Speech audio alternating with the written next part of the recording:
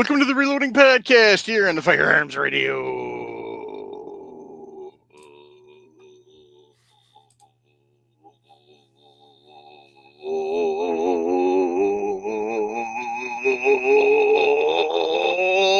Network. How's everybody tonight? Good. Figured I ain't done one of them in a while. I might as well have some fun with it. Yeah. So.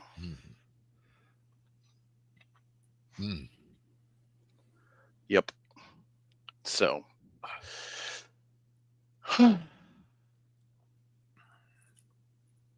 know, it's a lot harder to mix up Roundup concentrate than I thought it would be. Why? Because I made it too weak. Oh. You use the cap, right? Yeah. And how big of a sprayer you have? 2 gallon.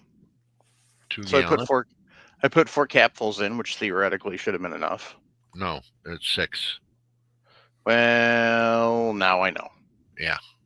It's 6. Because now I got to go and remake it and respray everything. Yeah. Yeah. So. When they had the old caps on there with the actual measuring lines in them and everything else, it looked like had a spout. Yeah. It was nice because it said 6 ounces and 4 ounces and all that kind of stuff. Well, I have a glass measuring cup for my 2-stroke. I thought about going to get that, but I didn't think I wanted 2-stroke oil mixed in with the Roundup. It's a surfactant. That's all. That's right. You'd be all set that way. Yeah, old days. Yeah. She still won't let me play with gunpowder. Used to Missouri deer, putting food plots in, would sit down and mix up a 25-gallon batch of Roundup at a time, and yep. And you had all them nasty trees and everything else you wanted to kill and all that stuff. Yeah. And you had to do it twice.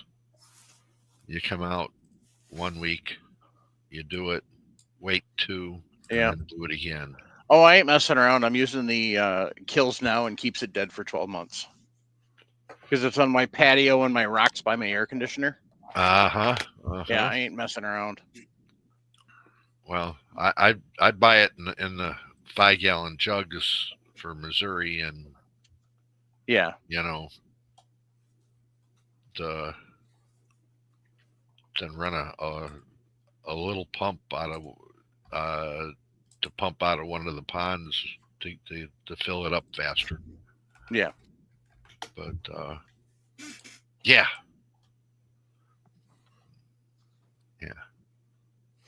5-gallon jug, mix a quart at a time in a 25-gallon sprayer, and go from there. Yeah.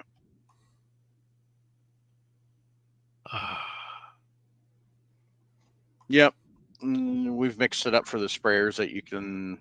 They're basically like the smaller broadcast sprayers. Hello, daughter. Say hi, Lori. She's saying hi. Speaking of sprayers, look what's over your shoulder. Right there. Yep. Says round them up too. Yeah. Oh, you bought the fancy one. I just bought the one from Home Depot. Oh, okay. Yeah. No, you know what? I'm pretty impressed. I left the damn thing out full. Yeah. Over the winter. Didn't and break. It still works just fine. And it was, I was running Epsom salts and vinegar and Dawn. And it sat out in it all winter, and it's fine. The salt? Okay. So, because it's safer for the dogs. But the vinegar I'm using isn't your standard white vinegar. You're using the 5% or the 25%? Oh, no. The 25%. It's actually a little stronger than 25%. It's the stuff my brother used to use at the honey factory. Ah, okay. Well, that's what Roundup is. Actually, Roundup's an acid. Same Yeah. with vinegar. So, Yeah. He told me that when I was going to use it, I had to dilute it 10-1. hmm He said if you don't dilute it 10-1, it's pretty dangerous. So I'm yeah, like, okay. yeah, you can do the same thing. Use muriatic acid. Yeah. But you gotta go back over it with something to neutralize it. So, but yeah, Roundup acid. That's Yeah. it. I Yeah. mean, people wonder about all the side effects of it. Well, I don't know any side effects of it unless you're taking a bath in it. Yeah. Um, Or if it's your job. I mean, if it's your job to spray it, you're spraying it all the time and inhaling the fumes, then yeah. But I mean, if you're a casual user, yeah, but I mean, even if it's your job, don't you think you would get some PPE PPE. too? Well, PPE. nowadays, yeah. But, You know, I back mean, in the 80s and 90s, PPE was a Marlboro yeah, while you were doing yeah. it. No, they had classes and licensing and all that kind Oh, of yeah. stuff. You know, Yeah, it was big, and- but it's still big yeah, business. So, but that ain't the bad stuff. The bad stuff is like spectricide, hmm malathion, you know, all the that. stuff they All used in the 60s, good old DDT. yes, The reason that we can't dredge any of the creeks around here, and they won't let you anchor in any of the creeks around here yeah. because they don't know what's in the silt. DDT, what normally you guys would call Agent Orange or Yep. 2,4-D. Um, you know, Yes, they used Agent Orange over here, kids. yep. hmm It was an agricultural product before it became a bioweapon. Same way with Zyklon B that the Germans used. Yep. Yeah, that was invented by Bayer. Yeah. Yep, and it was rat poison. So You guys think Agent Orange? Well, just go on out over to your local hardware store and pick up a can or bottle of Weed Be Gone. yeah, Agent Orange. Yes, a defoliant. Yes, it's fun to play with. The only thing why they call it Agent Orange is because they put a damn orange dye in it so they could tell where they sprayed it. So the next C-130 that came over knew where it was.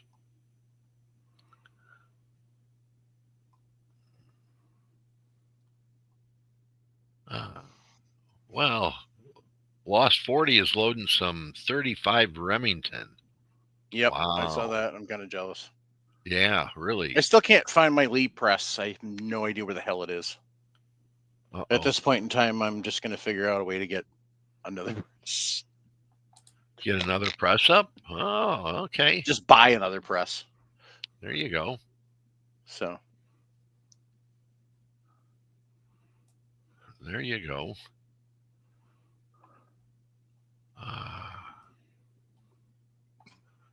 that sounds absolutely disgusting. We got some new people today. My kid just sent me an idea of somebody mixing Baja Blast and Crown Royal. Oh, that sounds terrible. I'm not a Baja Blast guy, so that sounds terrible no matter what.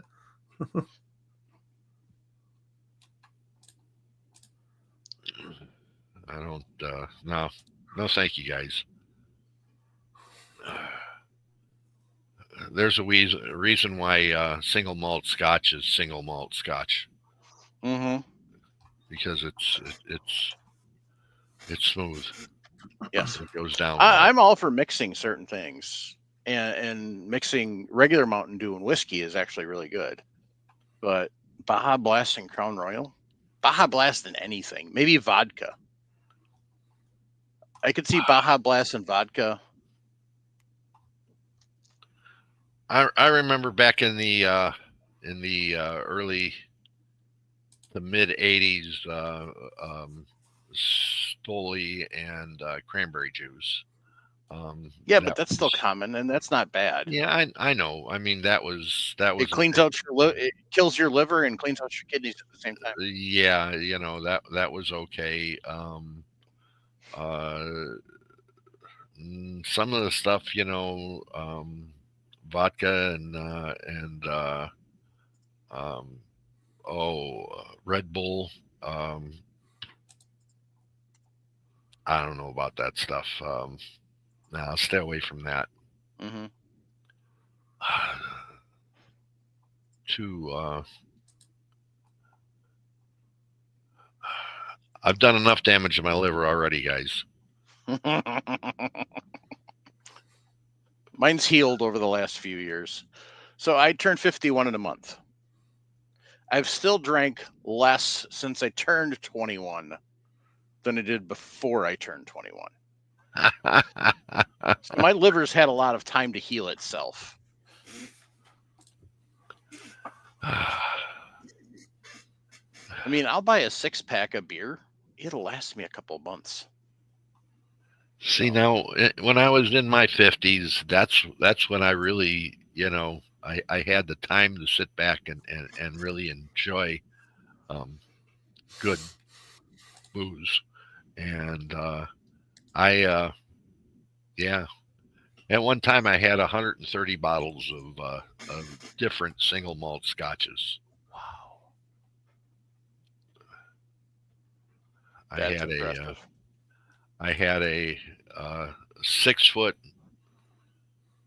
by 2 foot deep cabinet that was floor to ceiling that I had filled with different bottles, and the Hang on a second. I forgot to shut the doggy door, and the little one, the little terrorist, is outside barking. Okay. I'll be right back. But I had a guy at the local Benny's liquor store that would keep an eye out for me when new ones came in.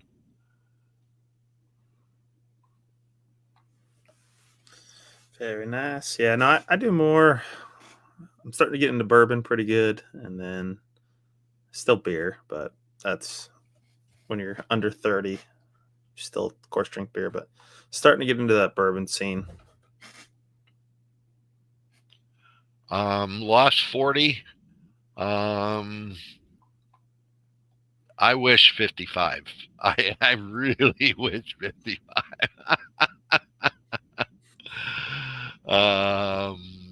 That was almost 20 years ago. Okay, so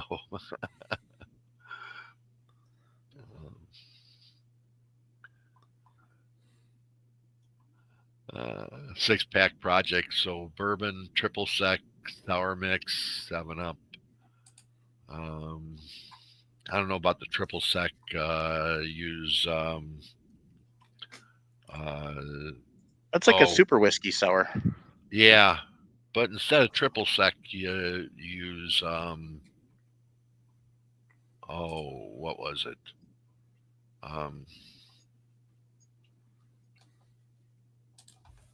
And it's a complicated drink. My whiskey sours consist of whiskey and squirt, or Fresca. Grand Marnier. Grand Marnier. Oh yeah. You you got to get rid of the triple sec and go with Grand Marnier. Yeah, a little higher class. Yep. That was Sunday. Sunday drinks for the wife was margaritas with good tequila. Yeah. 1800 or something like that, and fresh lime juice and Grand Marnier, and lots. I got a bottle of Patron upstairs.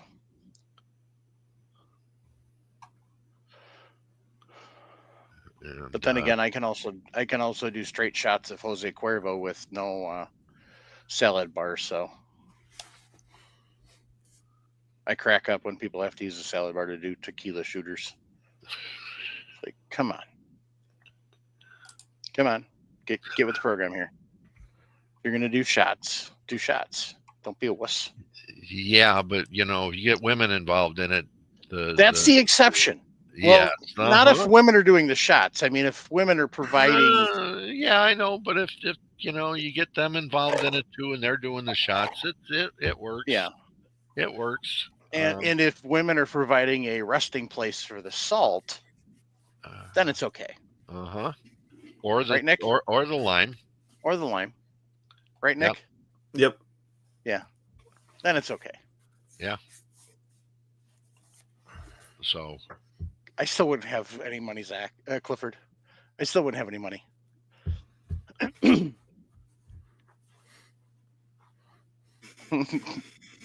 Because back when I was drinking like a fish, beer was dirt cheap. A 30-pack was $4. So, well, being from Chicago, our idea of drinking was having to go to Wisconsin to go drink. Okay. Well, yeah, that's because all you had is Malort. Yeah. Well, no, you had to be 21 in Illinois. Oh, that's right. Yeah, because Illinois kowtowed Mm-hmm. to the feds sooner. Yeah, and so we drove up to Wisconsin. Yeah, Wisconsin to Lake Geneva. Wisconsin was 18 till the late 80s. Right. And Illinois changed over in the early 70s to 21. So yeah. So, and I was know, we never had to worry about it because we had so many bars. Well, I mean, it's Wisconsin. At that point in time, they didn't really care about underage drinking unless you were near a college campus. But we were in a small town, so nobody cared. Let's put it this way. I had a beer with Tom Wopat. Okay. In Lodi. Okay. Shortly after the Dukes was over. So late 80s. Yeah. No. Nobody cared about underage drinking. Nope. Not at all. But yeah, I mean, I used to go snowmobiling up in Wisconsin, and I'd bring my oldest daughter with me, and normally in Illinois she couldn't sit at a bar. In Wisconsin, yes, you can. She goes right up, sits at the bar, all that kind of stuff. It's such a beautiful thing. It's such a beautiful thing, isn't it? Oh, definitely. See, here in Wisconsin,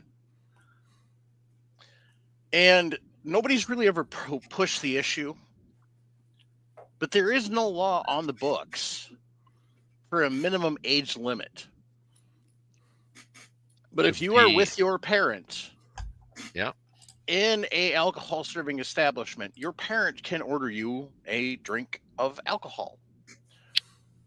I have seen 6-year-olds with beer above Highway 10. Yeah, above Highway 10. That's the key. As we've explained before on this show, above Highway 10 in Wisconsin is its own little world. Mm-hmm.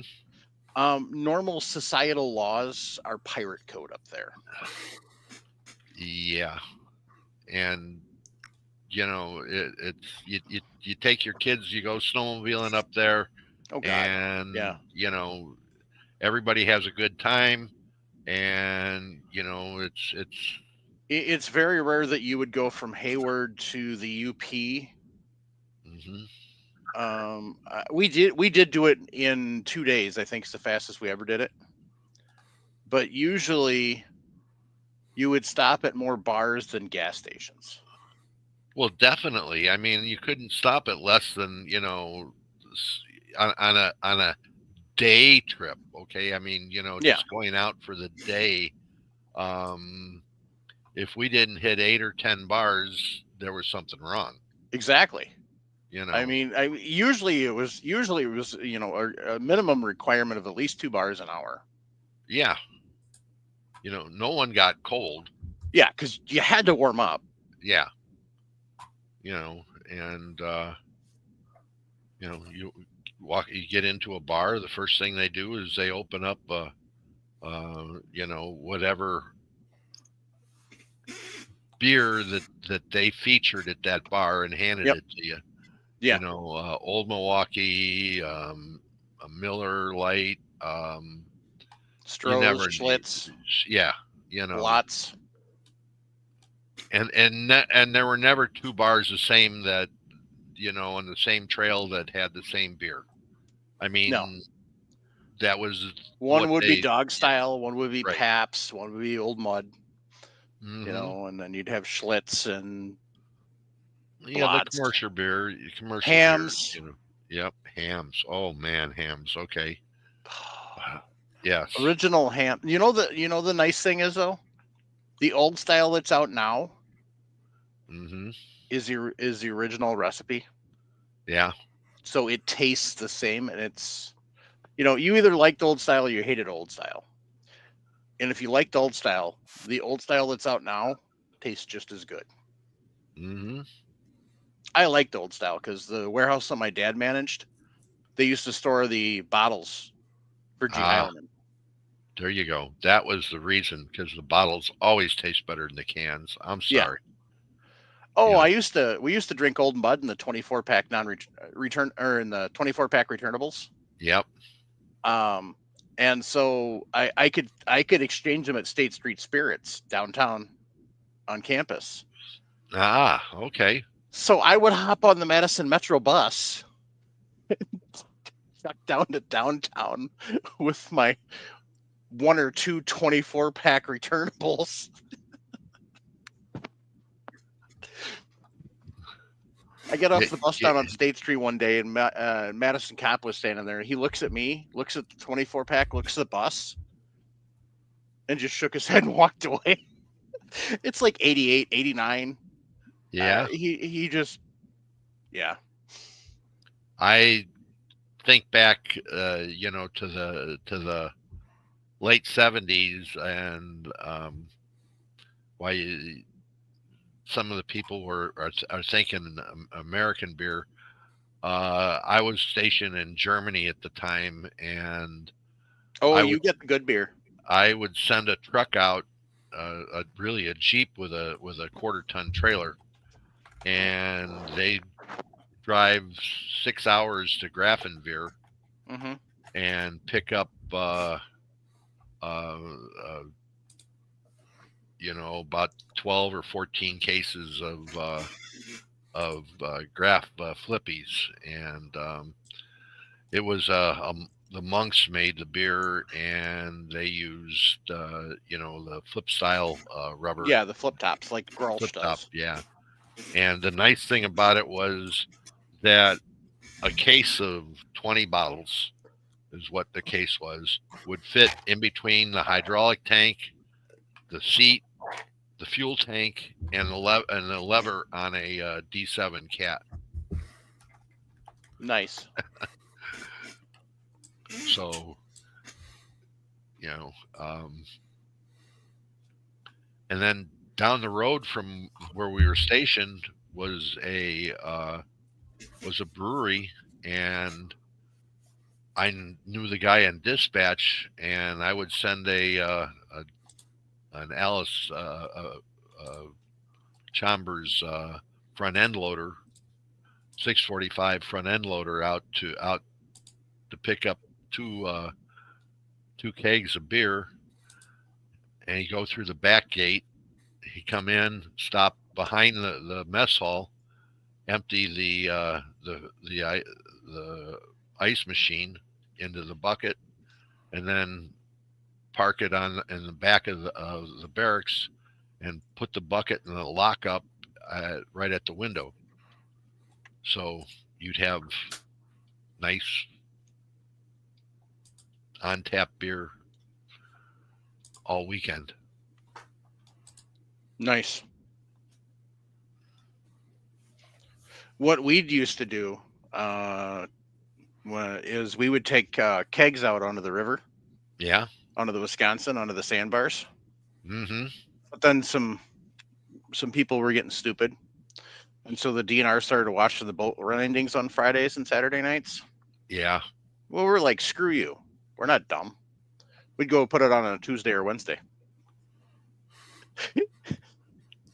Well, like on the Wolf River, you know, you go floating you go up and float the Wolf River, and Yeah. You can do the Sugar River now too, down by Albany. Okay. And but the Wolf was always cold. yeah, So, you know, you go up there and you know, you'd everybody use your you put your beer in the in the tube. yeah, you just Yeah. hang it usually in a fishing net, or Mm-hmm. we usually use the minnow net. There you go.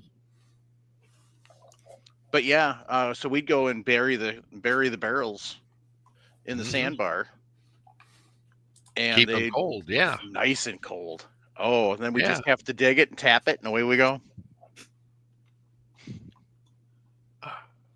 That was Germany was where I learned how to really tap a beer. Okay, a keg, Mm-hmm. because they use wooden kegs. Yes. So,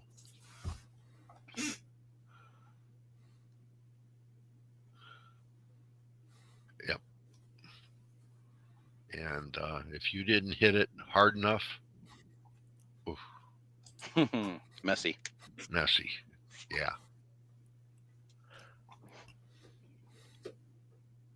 Nick, what have you been up to? Not much. Had a gun show over the weekend. Yeah.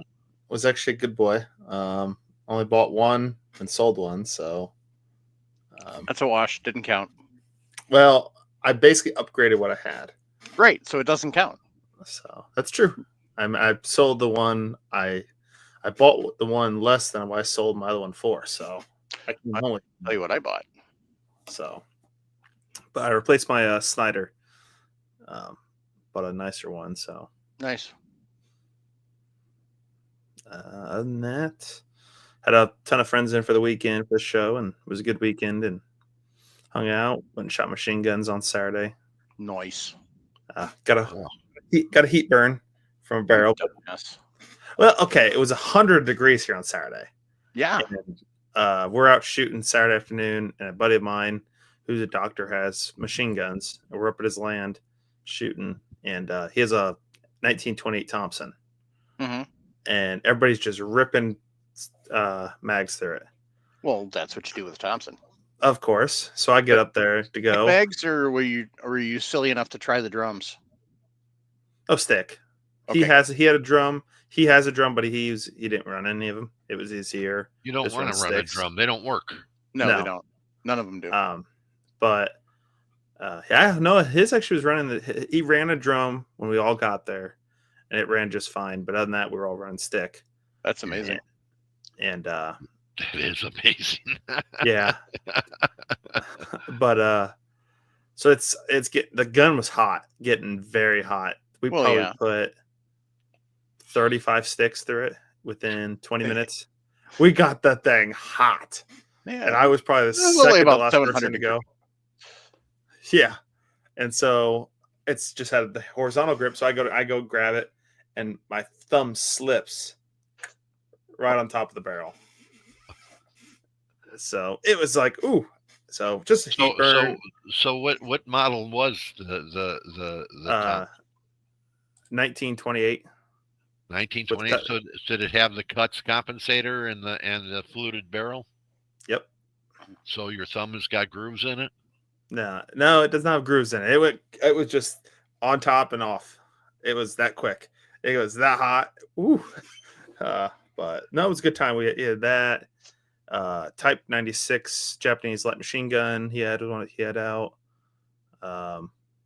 He has a Type 11 Japanese light machine gun as well, but it went down early before most of us got there. And And then another guy that has NFA stuff brought out the Shorty Galil in full auto, a VZ61, and a Uzi, all full auto.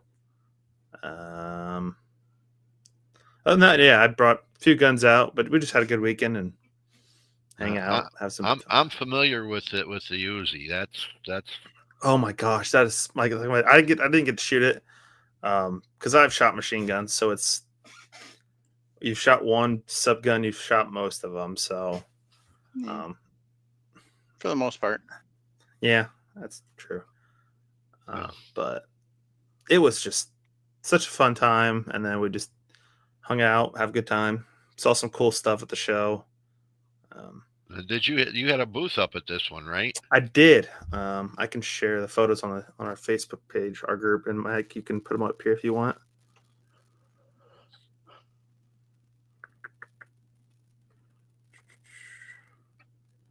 I share them in our group chat. Ooh, that's not bad. Yeah, it turned out nice. No. Really. Oh, Mac 10 transferable for 12.5. Yeah, no, transferables are starting to plateau a little bit.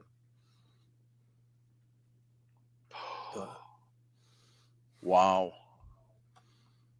Holy crap. A pig. Buy it now for 150. Yeah. God. I fell in love with that gun from Tour Duty. Mm-hmm. With what's his name? The blonde kid always carried one around. Ooh, here you go. That's not a bad deal. John Stempel Sten Mark II, fully transferable for 15.5. Yeah, he had a same guy that had the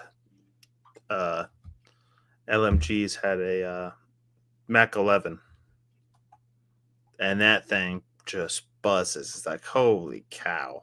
Yeah, I had never heard one in person. I have shot quite a few full autos, and they're a lot of fun. Yeah, and thank God it wasn't my ammo. Yeah, I shot a lot of full autos, and it wasn't my ammo. I didn't. Yeah, unfortunately, most of the time. You know.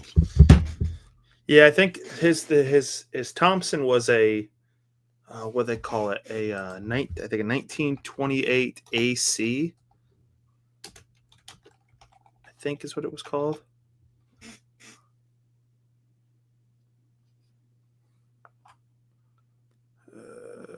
Here it is.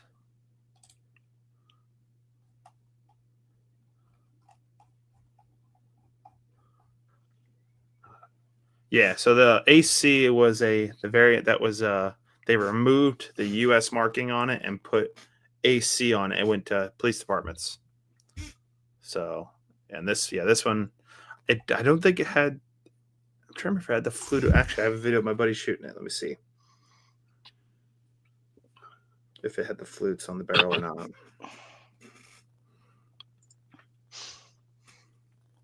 No, this is just a smooth barrel. But Mike, I don't know if you saw, I posted the photos of our display. Yeah, I'm trying to get Messenger to. Gotcha. Actually, maybe I can do this. I can maybe open it on my computer here because they should be on my phone. So, photos. Oh, man.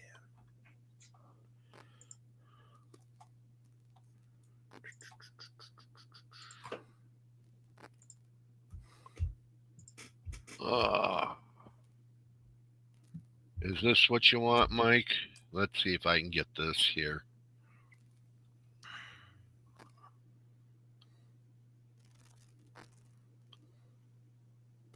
There we go.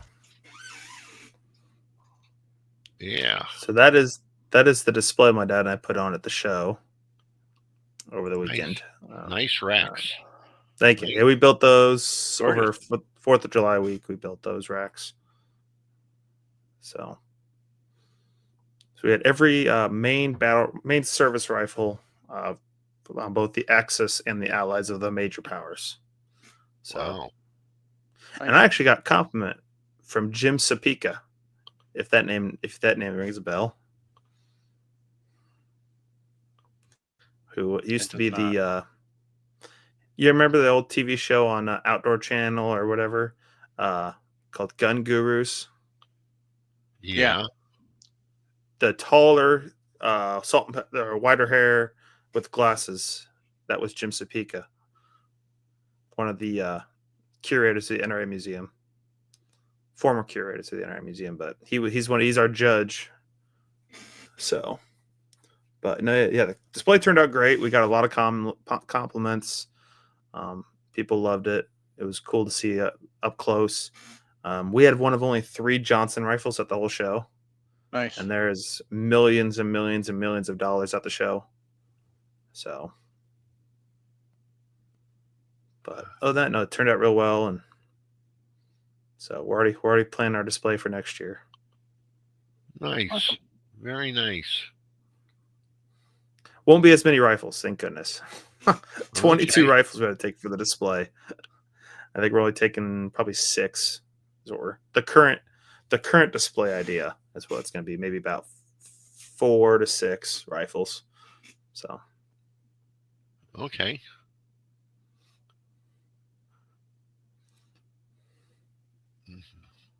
Dad didn't even buy any guns. Wow. He's letting you buy them now. That's well, all. It was a good show. There's a lot of good stuff, but we have some stuff coming up that we're watching that could potentially demand a good chunk of money. So we're kind of holding off on big purchases. So I found the one my Snyder I got upgraded was only $350, and I sold my other one for $450. So I had extra money going back to the bank account. So it was kind of a better end of the deal. So I was able to put away and see what you can do when you're single, Mike. Mm-hmm. The problem is becoming single is too expensive. Yeah, I agree there. Plus, I kind of like her. They're good to keep around every once in a while. Yeah, I know. But yeah. Darren, Jim hasn't been feeling too well lately, so he hasn't been joining us a lot. So I bought a Remington Model 10. Very nice. So nice. I didn't do the paperwork on it though because I took the bike to work. So it was Club Monday, so I got 10% off putting it on my Cabela's card.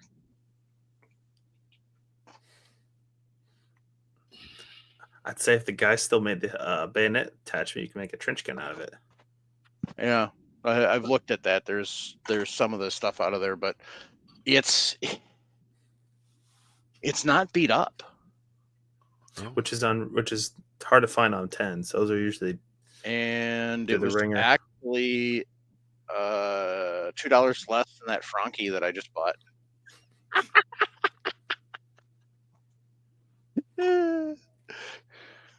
So yeah. So now I'm down to 3 guns on hold. I have a Sporterized Mauser. I'm pretty sure it's a 7x57. It's in a nice wood stock. That's $200 I gotta get. I have a Remington number 6 falling block 22. And then I have a RG14, which is a 22 pistol. Anybody know why that one's famous? No. Nick's gonna look it up. I'll give him a minute. I gotta remember. I've seen it.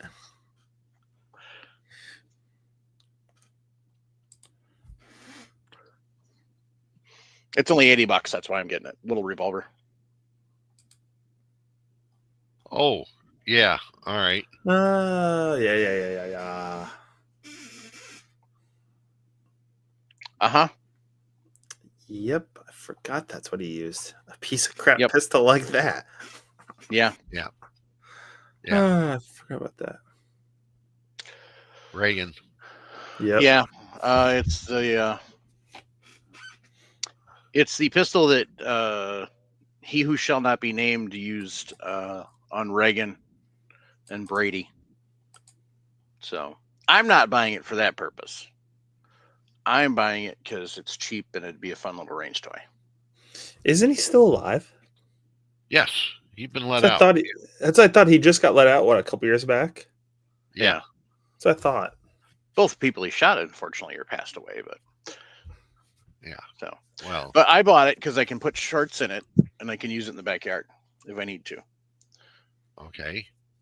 Instead I of thought using you my were gonna. I thought you were gonna put a red dot sight on it and take it out to the range here with us.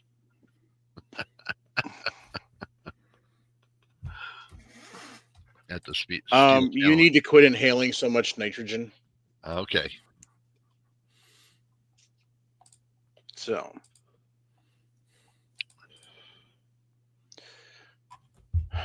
5.56 millimeter by 45 millimeter NATO. Ooh.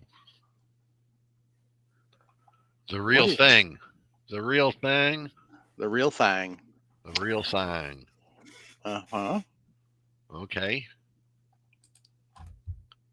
Why do people say that you can't shoot it in a rifle chambered for 223 Remington?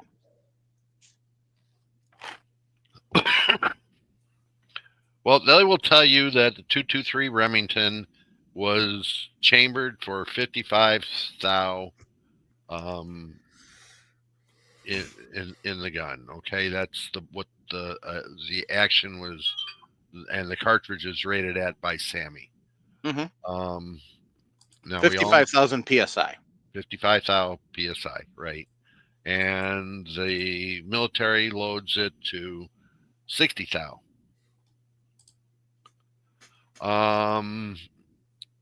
There is also some minor throat dimensions that the military chambering has that the 223 does not have. Mm-hmm. And the thing that you all have to remember is the military shoots a tracer round, okay? Mm-hmm. And that is much longer than the standard 62 grain ball round or the 55 grain ball round that the 193 that we were all brought up on. And in order to shoot the tracer round, it needed a different lead and throat air in the throat. So that's where it makes up for the whereas the 223 is a shorter lead, as listed by Sammy. Okay. Now,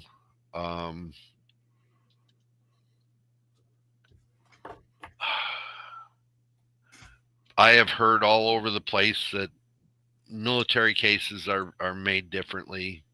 Military cases are thicker. Military cases are heavier. Military cases are stronger. All that listing and all that kind of stuff is BS. You know, 5.56 and 2.23, both cases will be the same. You get some commercials that are going to be heavier, some military that is going to be real light going down the road. But it's that pressure that that the military loads to. It's going to be real light going down the road. The hard part that we have is that a bolt action rifle, and I'm gonna and a AR-15 will handle 60,000 psi without any problems. Modern manufacturer. But there are some actions out there that they are mated to that will not handle the military round. You get a Thompson Center Contender. It's only good for 55,000 psi, somewhere in that area. The old style. Your some of your handy rifles, where they're break action guns, aren't rated to handle 60,000 psi. You remember 60,000 psi on that small head, okay? On that diameter is a lot of oomph on the small area, and you take 60,000 on a standard cartridge, and it's gonna on a what is it, 468 base cartridge, 7.62. It'll handle that without any problem. But that small area that is concentrated in, that 60,000 psi, may have more barrel on it, but the action itself is not going to withstand that on some guns. Modern bolt gun, it will take it. A good condition AR, going to be a little more difficult for it, but it will handle it. I don't know if any ARs are made anymore in 223. I haven't seen a barrel that was marked 223 in a long time.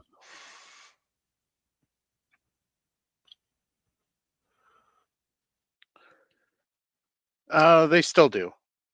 I still see some come through. Not very common, but usually some of the off brands. So I'm waiting for Darren to give me something of intelligence and not just childish troll comments. But so far he's just trolling. So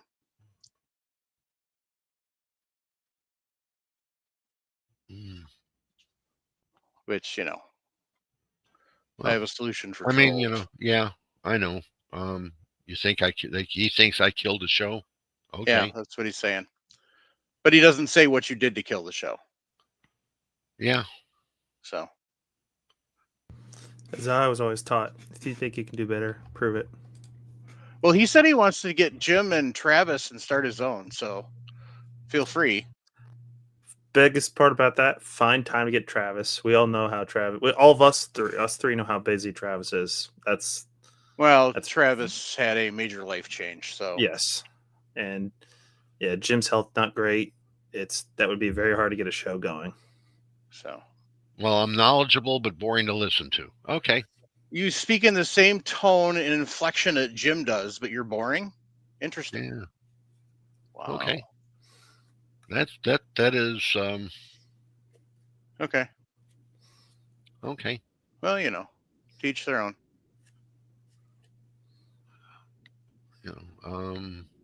Yeah.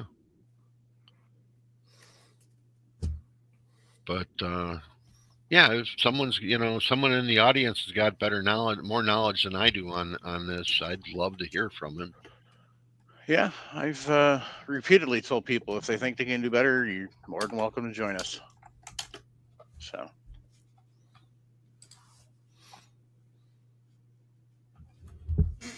Well, I'm sorry, Warren. I'm sorry, Darren. There, I've only. Yeah. So, anyhow,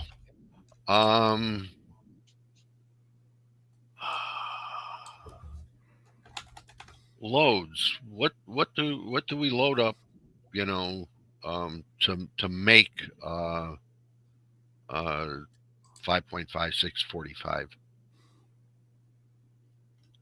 Do we load anybody load any of that?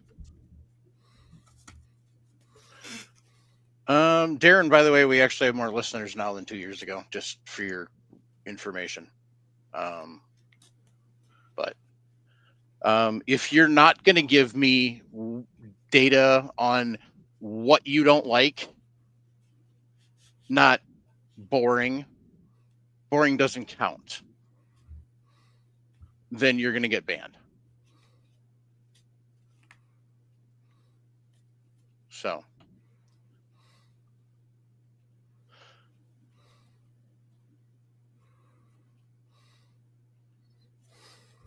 anyway, I don't know anybody who actually loads 556.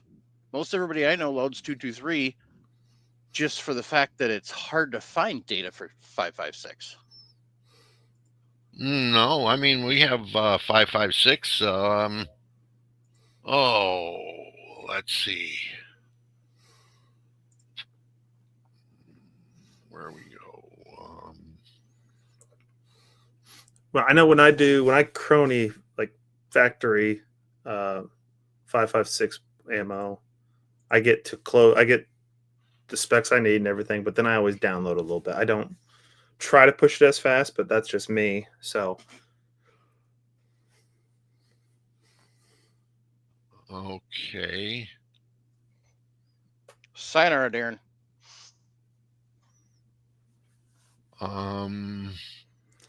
I proved it. He's not even following the podcast. I'm like, So if I go to Hornady, I have 556 NATO. Okay. And we start with a 55 grain bullet. And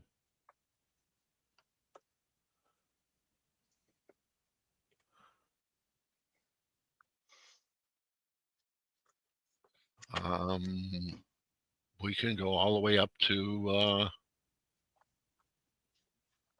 75, 80s. Yeah, we can go all the way up to there. With just that, we can also go service rifle loads. Yeah, see on Sierra they list a 223 Remington AR-15 load. Right. And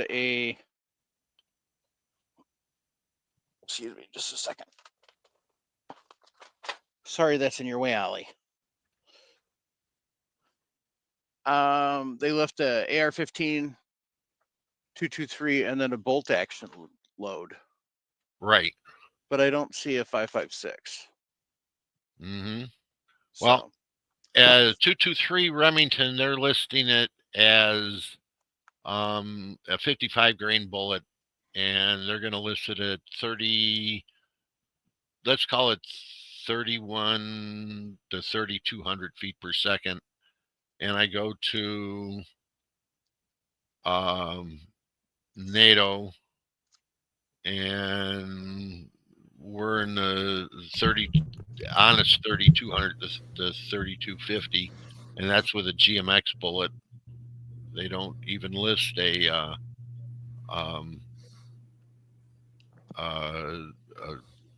real, a lead core 55 grain bullet. Mm-hmm.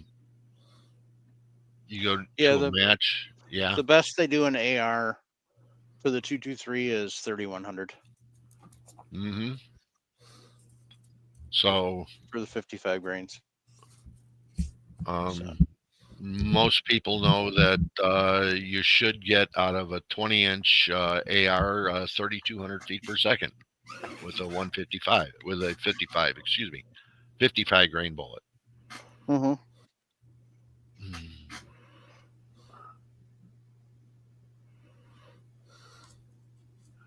Lost 40. Yes, it is cheaper to buy that, but this is a reloading podcast, so we're going to talk about reloading it. I'm sorry. Yeah. as some people do. I mean, I reload a lot of 223, but I also have my chambers cut a little differently than most people because I own a couple of 700s in 223, and I have the throats cut a little longer because I run a 69 grain bullet from either Nosler or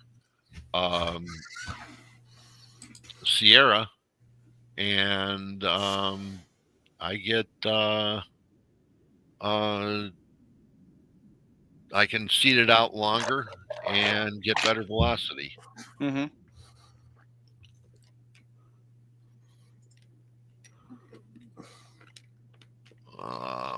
And if I go to load data here, oh, they keep asking me if I'm 18 I'm on the years Hodgson old. site already. Okay. They only have the 223 Remington listed. They don't have the 5.56.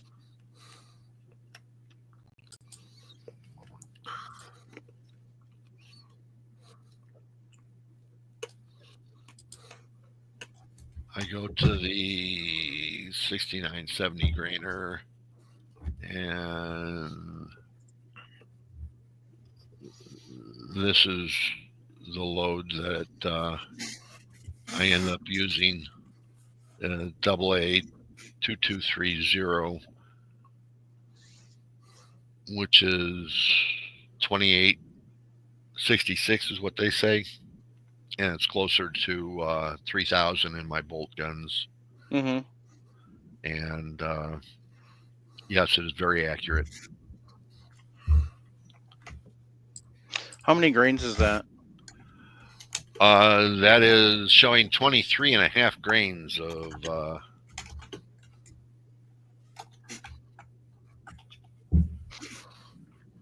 Interesting. So Hodgson for the website used a 1 in 12 twist barrel. Yeah. Which means that's 70 grains keyholing. Yep. So that's interesting. But on a 23.3, they're getting 2904. Mm-hmm. Yeah, So, with the 1 in 12 twists, you can get a lot. The slower the twist, you're getting the more velocity you're going to get. We know that. mm-hmm. And what was the length of barrel?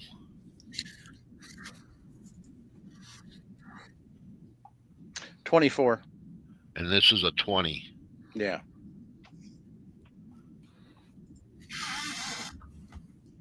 So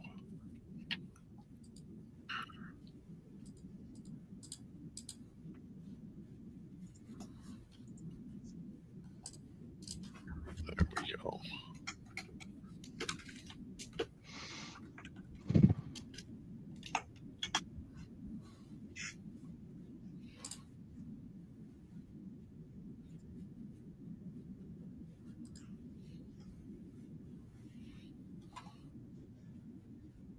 But yeah, I like the 68, 69 grain bullet in 5.56. Mm-hmm. I have loaded some. I have some Barnes TTSX bullets loaded. Waiting to try them out when I get out of the out of this state. Yeah.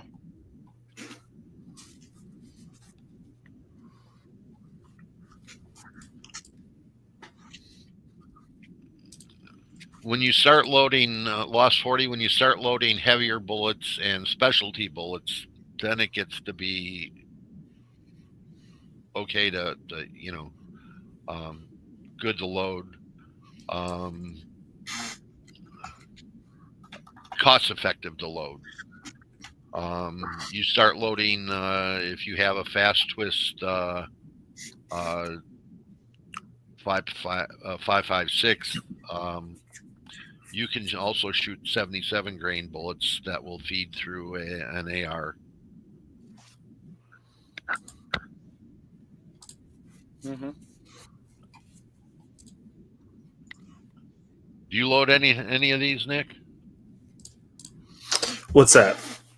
5.56. I get close. I get up to about that 2850, 2900 feet per second. So I don't get all the way up to full 5.56 pressures, but I get pretty close. In an AR? Yep. Okay. Yeah. So like I was looking at that earlier with Mike before the show. I have it saved. Where did I put that?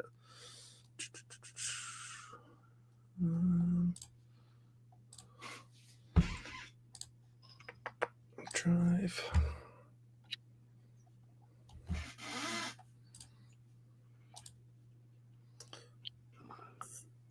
Now, Yeah, on 5.56 and on 9mm right now, if you're buying the 1,000 round bulk packs, it's cheaper to buy it than it is to load it.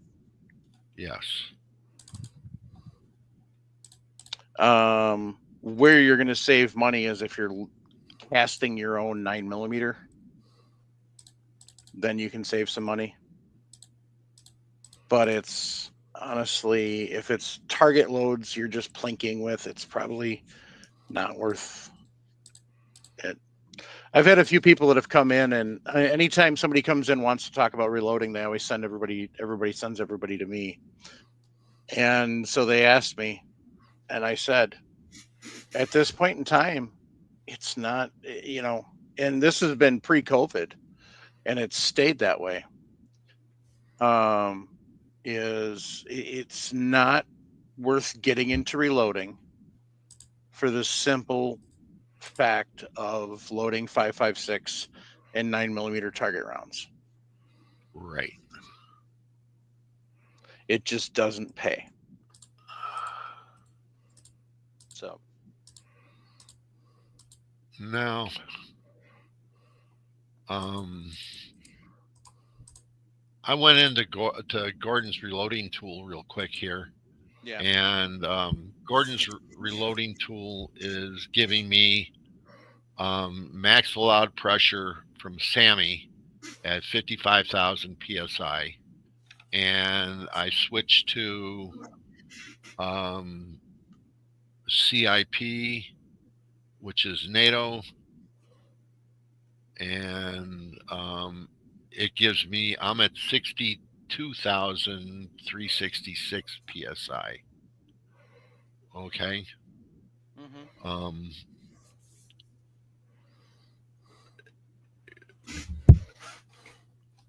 So there's, what we're talking, 7, almost 8,000 psi difference.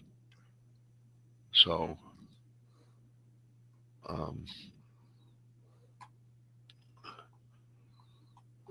that's where they're at.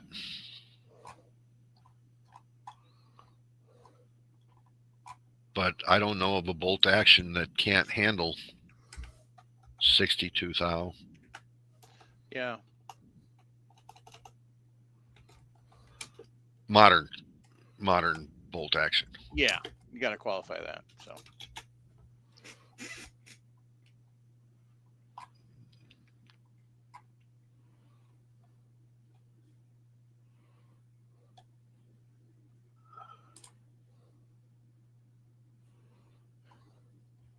Huh.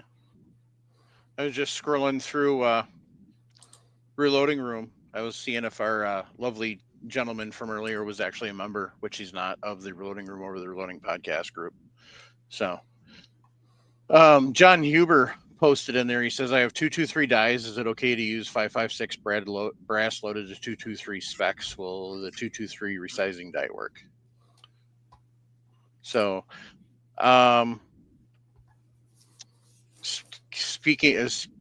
keeping with the topic, absolutely. Using 223 dies to resize 5.56 brass is pretty common.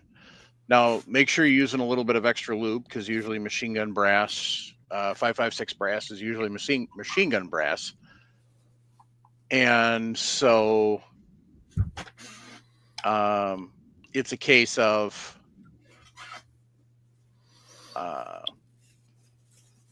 it takes a little more force to resize. So if you don't have enough lube, you're gonna get them stuck. So, but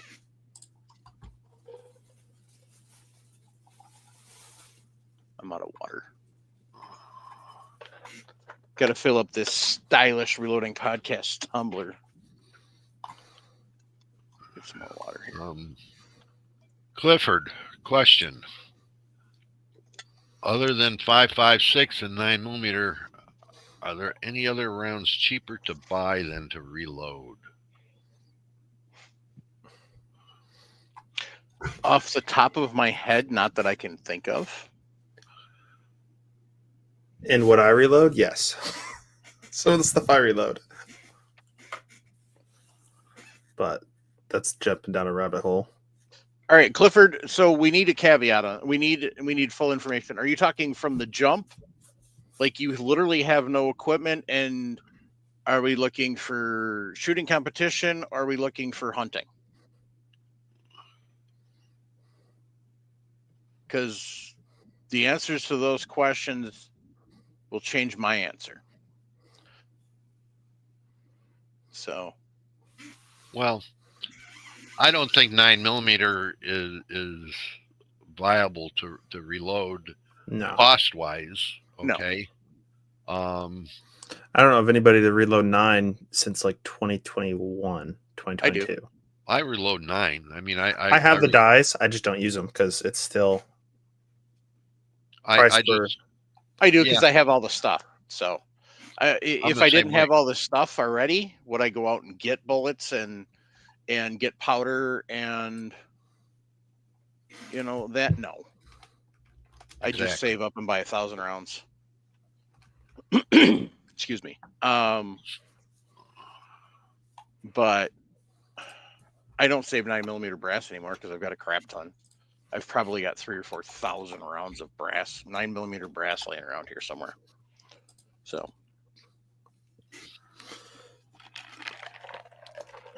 but yeah, for plinking, so no. Well, I still buy 9mm brass. I mean, not once every 2 or 3 years, but it's like, there's a deal here. This guy's got, this company's selling 5,000 pieces of brass for, $100. I don't know. My buddy just gave me 1,000 rounds of loaded ammo, so I guess if I wanted to save that brass, I could. But yeah, well, I'm just saying that I keep brass around for it, and when I go to the range, I'm not interested in picking it up. No. Okay.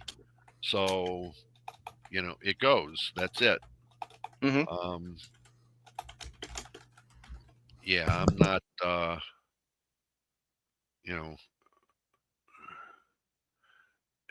It's not like it used to be. With when I was, reloading 45 ACP all the time, and trying to keep enough pieces of brass to keep shooting all the time. And when 45 ACP brass was $80 1,000. Yeah, I remember those days. It's still not cheap. So yeah, but now it's cheaper because you've got small primer brass. Thanks, Winchester, assholes. Says, I know you have to reload a lot to pay for the press and other equipment you have to use to reload.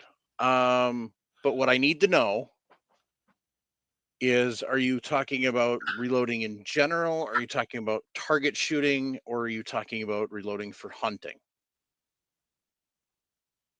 Or precision shooting? Long distance precision shooting? That's what I need to know. Well, I mean, if we look at it this way, let's say you reload something for long distance precision shooting. That's gonna pay for itself. Then it's gonna pay for itself, And then is it worthwhile to load 223 or 9mm? If you're shooting competition,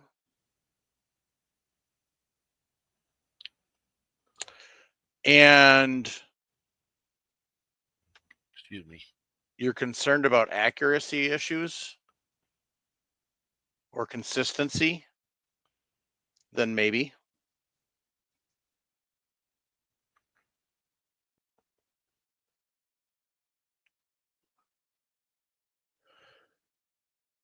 So I have all the stuff. I'm all set up to reload 9mm, and Yeah. I sit down and I say I want to test out and take a case. Here's a case of name somebody. I mean, Fiocchi or whatever. Yeah. And test it versus the rounds that I make on my press. Yeah. For an accuracy load, or even a self defense load. I don't know. And sometimes I may, for accuracy, definitely, I'm going to sit down and test it out and see which one's going to be more accurate. Mm-hmm. But I got a lot more choices as far as it goes to roll my own 9mm or 223. Yeah. Or 5.56. So when I'm talking about loading versus buying, I am strictly talking about 115 grain 9mm full Okay. metal jacket. Mm-hmm. And I am strictly talking about 55 grain full metal jacket 5.56. Now, I don't use any 5.56 full metal jacket. None whatsoever at all. Yeah. That's all I'm talking about is Right. if that's what you're looking at and that's what you want to use for target practice at the range, it's not worth loading. Yeah. Okay. Those specific circumstances 115 grain 9mm full metal jacket and 55 grain full metal jacket 5.56. Mm-hmm. Those are it. I don't know.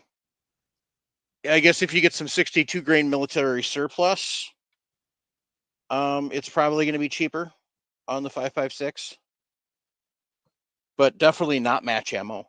No, match ammo. No, there isn't a match ammo on the planet that is going to be cheaper to buy than it is going to be to reload. Or hunting ammo.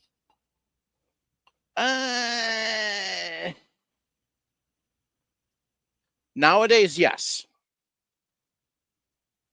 I just.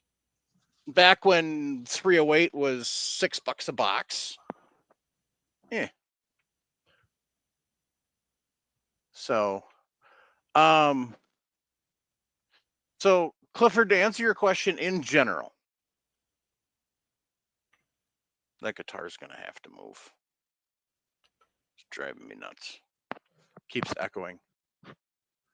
Clifford, to answer your question in general, you are gonna save money reloading, even factoring in the cost of the press and everything. So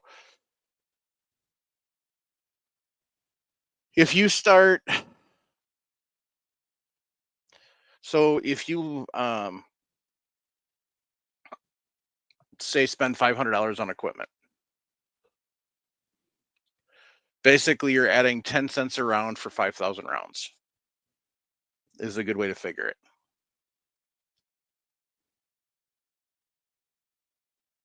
And then every $100 you spend is 10 cents a round for 1,000 rounds.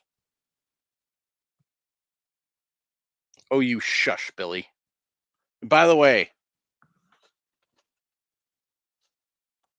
just like your last girlfriend said to you, it's too small.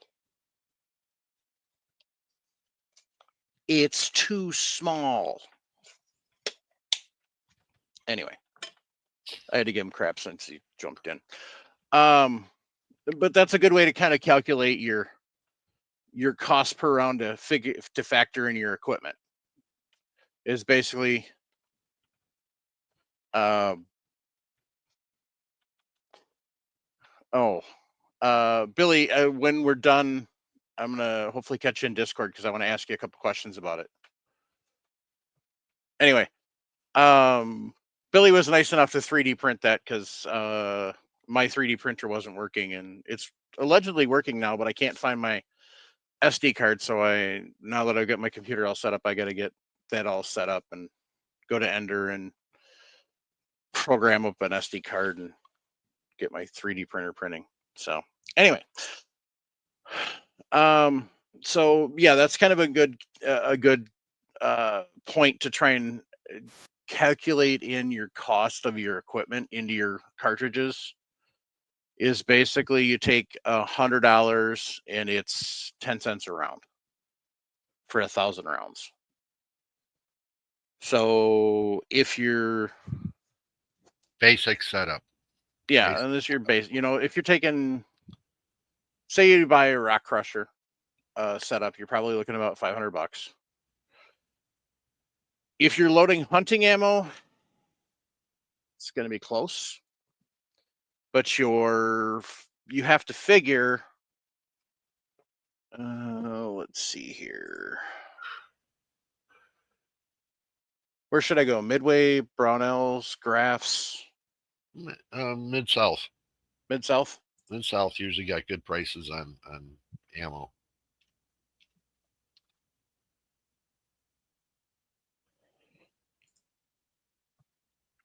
Pick a cartridge.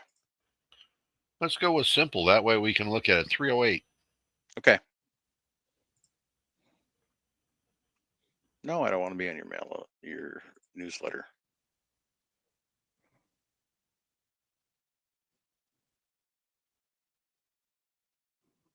Primer is on sale now. Ooh, we'll get back to that. Oh, that's not bad. 5.56 by 45 NATO primed brass, 250 count for $70. That's good. Brand new Winchester manufacturer, Lake City. Yeah. Good price. That's primed, you said? Yeah. That's even better than Midway.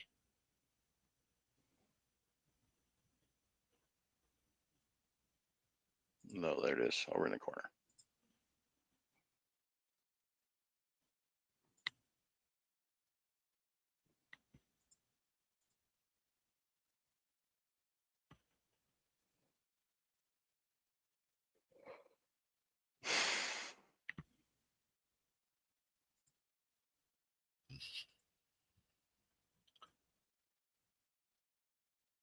No, I mean, for people basically reloading 308 match ammunition. So Barnes Harvest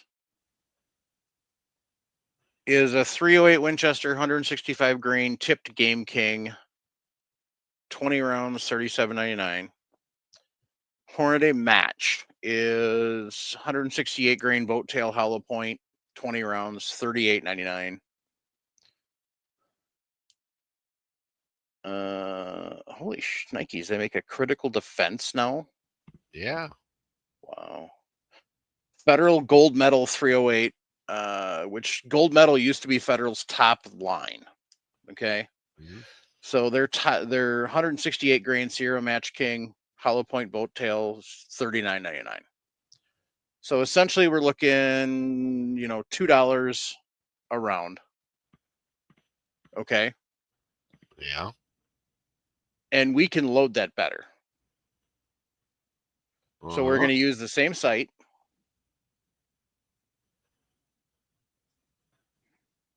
Are we assuming we have the brass? Yeah, we're going to assume we have the brass. We're going to recycle the brass. Yes. All right.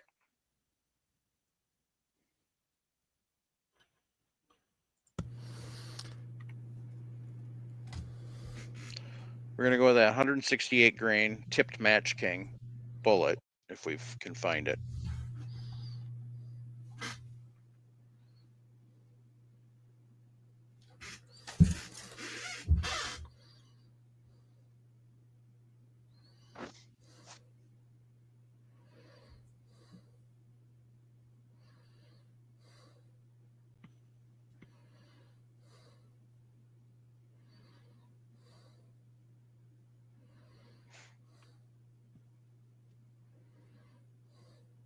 Okay, so where's my...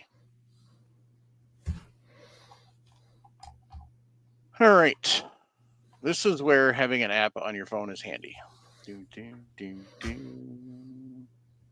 Reloading calculator. Okay. New cartridge. New load. 308 Winchester.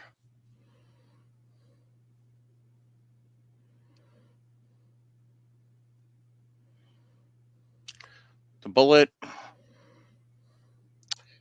is a 168 grain tipped boat tail Match King.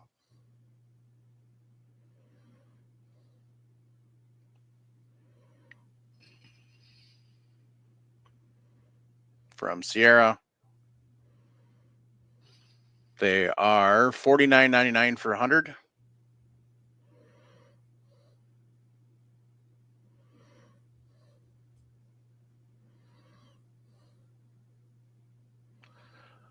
What powder are we going to use?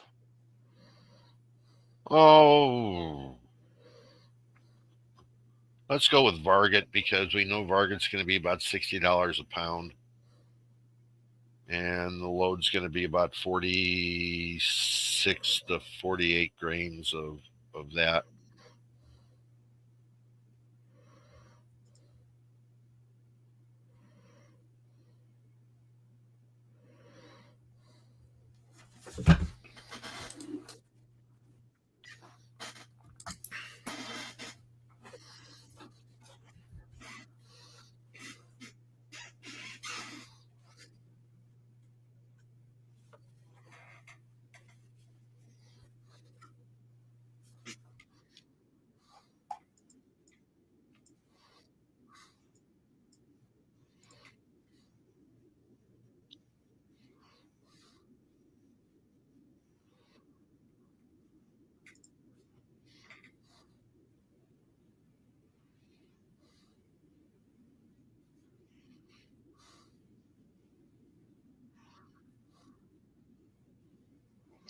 I'm going to find out their exact price on it. So Okay.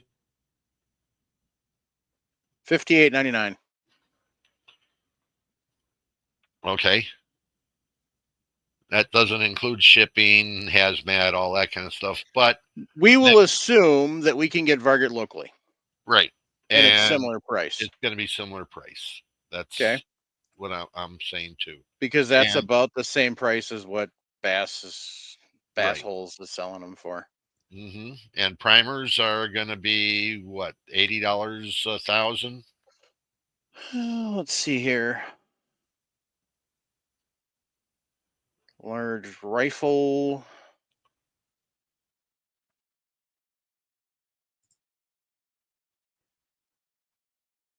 Ooh. They're out of stock, but $65 for 1,000 Remingtons. Okay. $65 for MagTech. $70 for White River. Both those are in stock. $100 for Federals and Remington or Winchesters.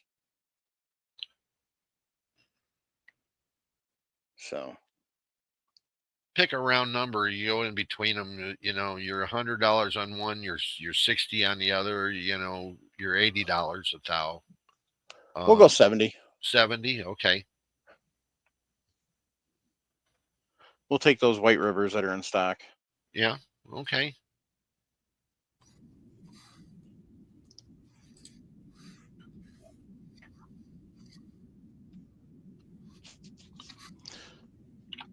What type of brass do we have? Well, we're reusing some federal here, so Sounds good. And they cost nothing. mhm.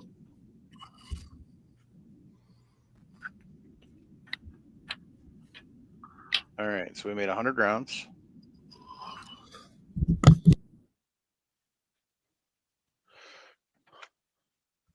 So what was that? $39.99 times 5.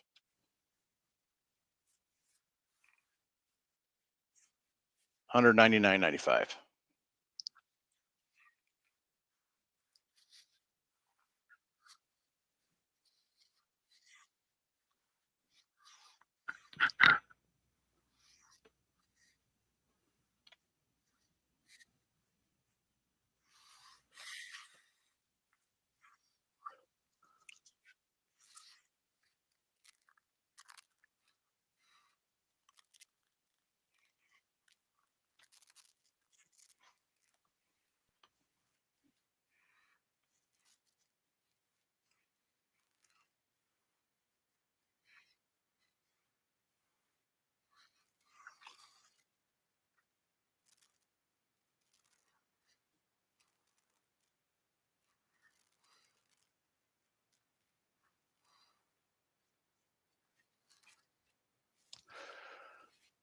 All right, so this is the breakdown.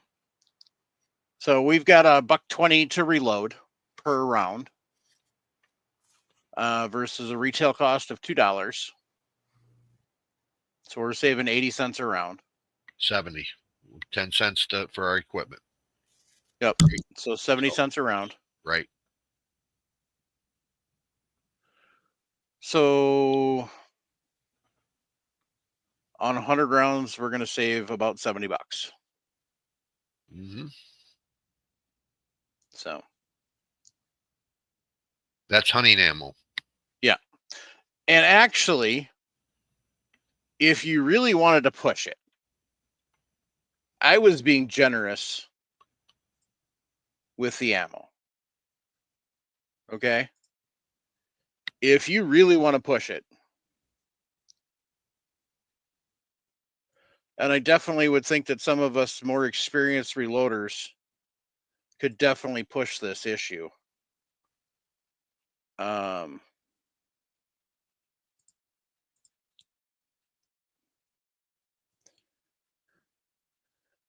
Where you're getting more along the lines of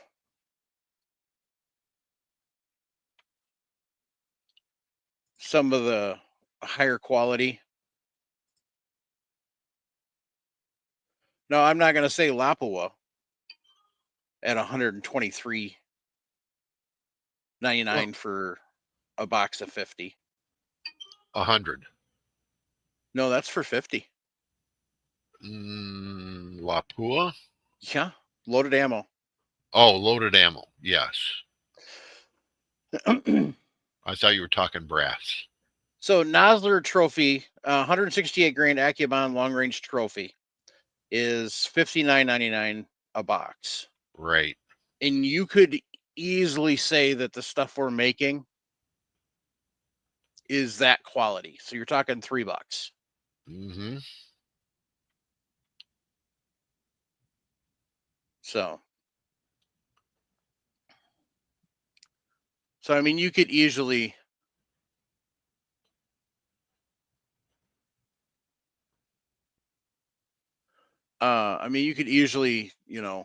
justify that. So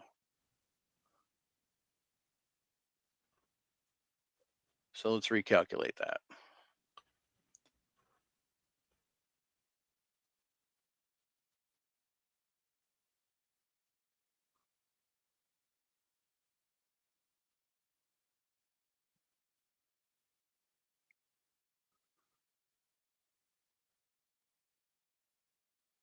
So now you're looking at $1.70 a round you're saving. On 20 rounds, you're saving $34. Oh, wow. Now that's a real savings. On 50 rounds, you're saving. This is without including the 10 cents. You're saving 89.98. Hmm. So you're saving $84 on 50 rounds. That's a box and a half. On 100 rounds, you're saving 169.97. Which is 3 boxes of ammo. Yeah. Yeah. Um, Yeah. So, Raggle Fraggle, I'm guessing that's probably some sort of bulk ammo. 325 for 200 rounds. So, maybe not. I don't know. So, but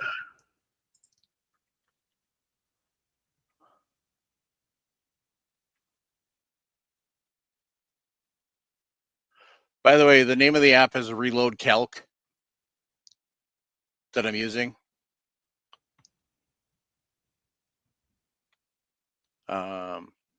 So that's. Let me turn the brightness down. That's kind of what it looks like.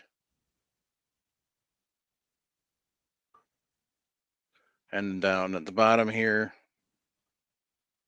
it breaks it down, gives you your costs and your graph.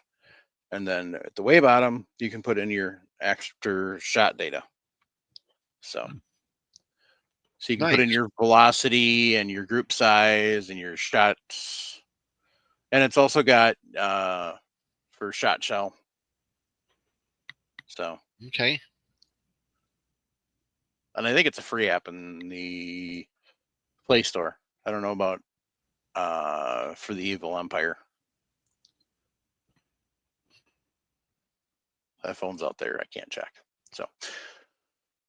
So yeah. It depends on what you're loading for. And some of it you'll save even more.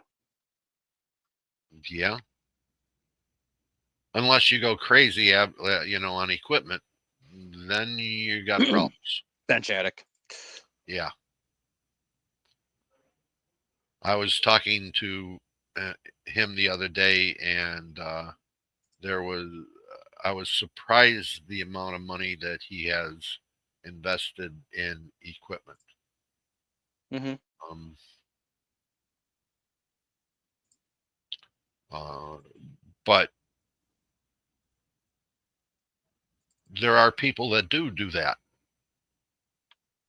Just not just him. There are other people that uh, will invest a lot of money in equipment. Yeah. So.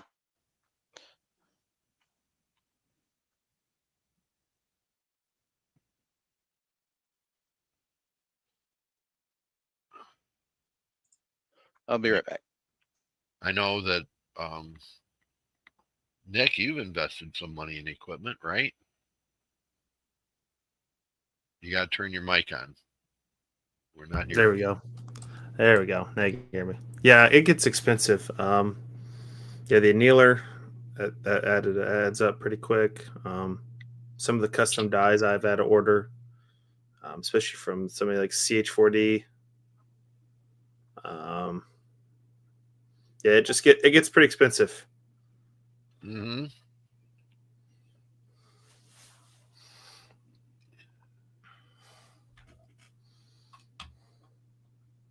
Um, I look at it, multiple presses, multiple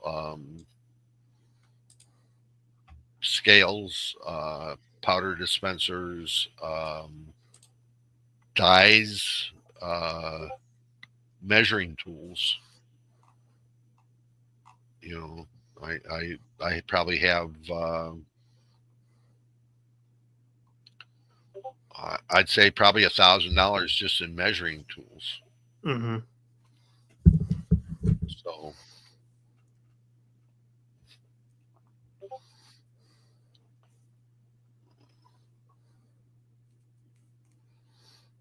there is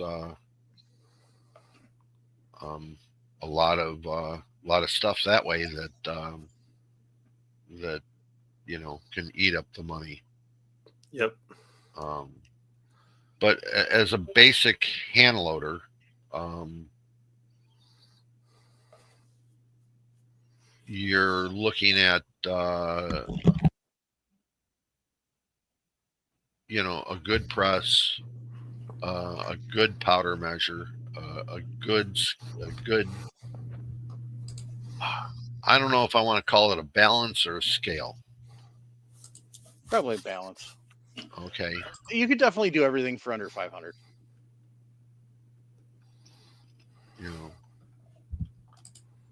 But then again, I turn around and I sit down and say, I got more than 500 invested in my scale. Yeah, you do. Yeah. So, um, and I'm just thinking of the tools that I have to measure cases and stuff like that. There's over $1,000 there.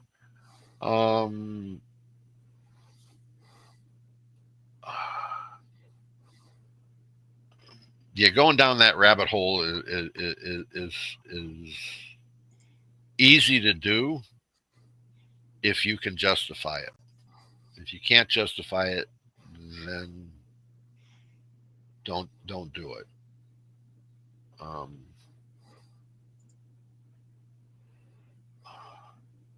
If you're mainly a planker, a hunter, and that, you don't need all this stuff. Mike's right. The $500 you spend, for an RCBS setup with a couple of extra. I'll bring it up to $700 because you're going to want a couple of extra things that you don't get in the kits. They're always missing something. Yeah. It's definitely a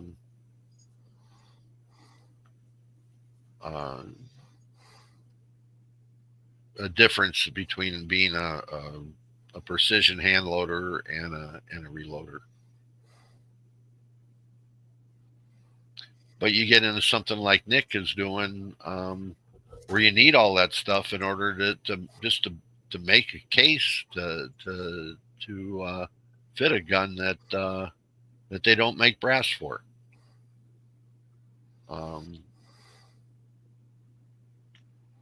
So yeah, there's lots of ways of out there that has to be worked on and done to justify what you're doing. Mm-hmm. The one nice thing about being a reloader, hand loader is that as long as you have components on hand, you can make what you need to make a gun run. Mm-hmm. And not have to worry about the UPS guy or the FedEx guy hurting his back, bringing your couple 1,000 pounds of ammo. Right.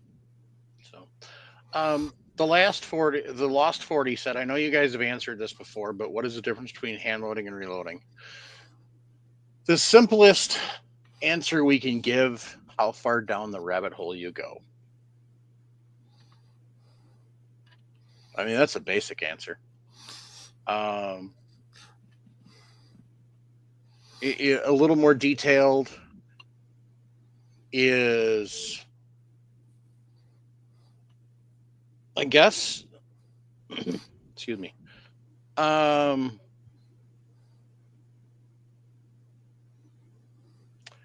Here. How many more steps do you take? Do you take the very minimum amount of steps required to make that cartridge? I'm going to put this up here so people see this. This is the $200 dial indicator and a $400 tool that I use to measure my primer pockets and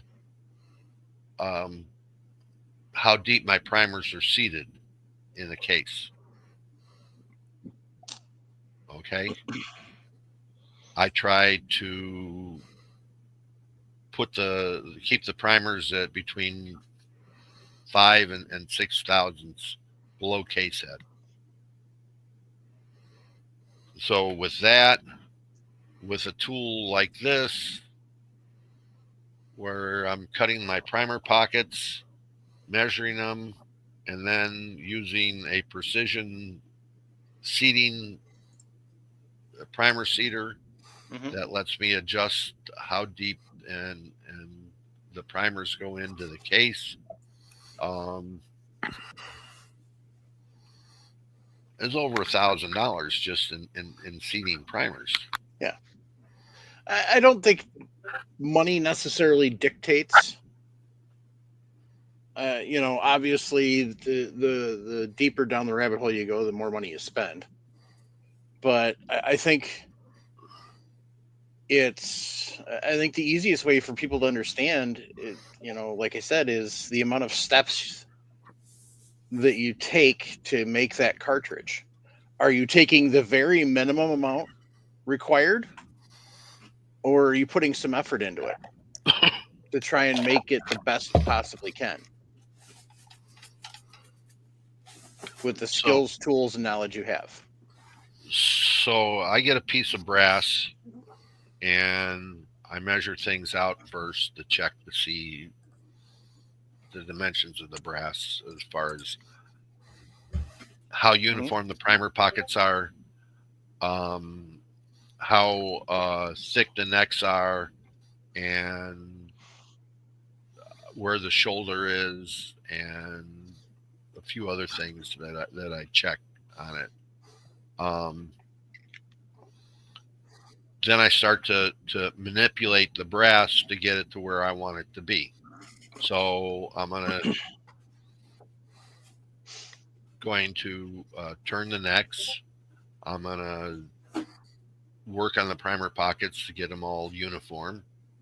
I'm going to measure my case heads so I know when I've reached the pressure that I want for the case by measuring how much expansion I get on that. So yeah, I go through a lot of steps in order to get just one piece of brass to work. It may take 15 minutes per piece of brass in order to get it one piece of brass to where I want it. And is a reloader going to do that? I mean,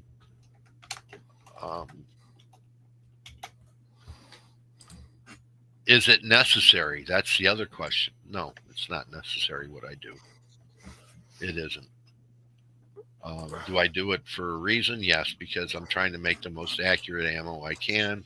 And I'm kind of like a computer. The garbage goes in, garbage comes out. So if I shoot a good load with a good piece of brass, I'm expecting a good return on my. Can I do it without?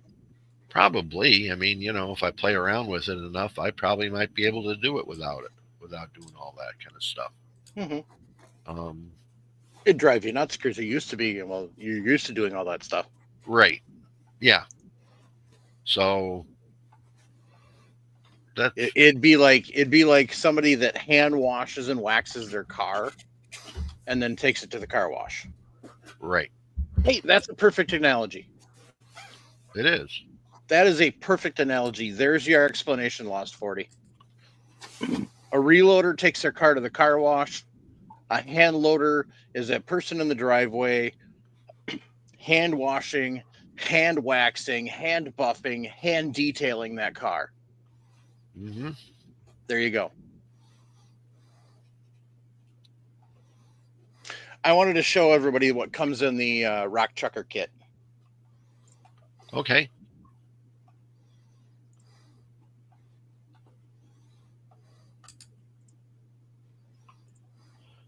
So you've got a lube pad and lube for lubing your brass. Yes, it's very important. You got your powder drop, brass prep, chamfer de burr tool, pocket primer pocket cleaner, Allen wrench set, hand primer, which is usable. I don't know if I'd keep it, but it works.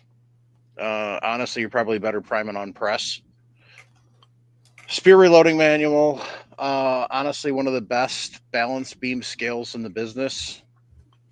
The 505. Mm-hmm. A reloading tray, and probably the best single stage press on the planet in the rock crusher. Mm-hmm. Yeah. That's $489.99 here. I know you can find it cheaper if you look around. So this is the RCBS rock crusher kit.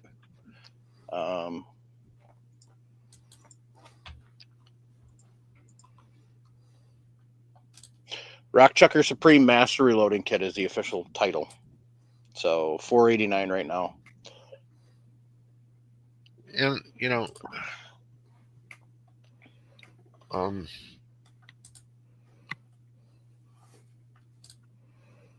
it's got everything that you need, and nothing you don't, and nothing you don't. So, I mean, there's some stuff that it'd be nice to have. As I would look at it, RCBS Link, powder scale and dispenser. I would add in. That's another $250. Yeah. Just for the convenience of being able to load and weigh out charges at the same time. And that's as a reloader. I mean, just having something like that goes a long way in making it efficient. Now, you guys are supposed to be testing out some new equipment from RCBS. Yeah. I am going to be doing that this weekend. Okay. I used mine a little bit late last week. So. Okay. So more high end than this, but not as high end as they have.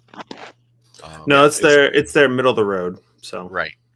The Link is their basic starting feature dispenser, and then you go to the all the way up to the high end, which I really got to get you guys to send me one of those. Talk to RCBS for me and send me one of their Supreme setups so I can. If they can, if after we test these, they send us one of those, I'll send it to you to play with. Okay. I will say I put about 50 loads through mine, and it is very quiet. That's one thing I love about it. How fast is it? Pretty quick. I need a stopwatch time it, which I'll do. I'm going to work on some more loads tomorrow night, but I will stopwatch it. But I was incredibly shocked how quiet it is. That's was one thing I noticed right off the bat between that and my Frankfurt Arsenal is just how quiet when it was dispensing powder. And I was putting 31.5 grains. So okay. No, it wasn't no light 14 or 16 extruded grains. or flaker ball. Oh gosh, I think it's what powder?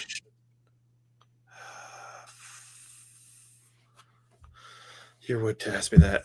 It is. Let me tell you what powder it is.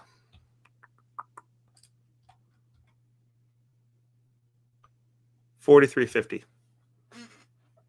Okay, so that's a stick. Yeah, yep. So that's pretty good then. It was running quick, quiet, quick, and it was consistent. That's good to hear then. So I'm very well impressed with it so far. Yeah. And of course, I did the learn mode. The learn mode, I will say, takes a little longer than the. It might take the same time, but it's a different process than the Frankfurt Arsenal one. With the Frankfurt Arsenal one, it just does it at the different speeds to learn. This one, it'll do it. It'll dispense it to a certain charge. It'll have you dump it, put it back on, do another test. It'll do like 3 or 4 different learn modes, and then it's complete. Just each one has its little different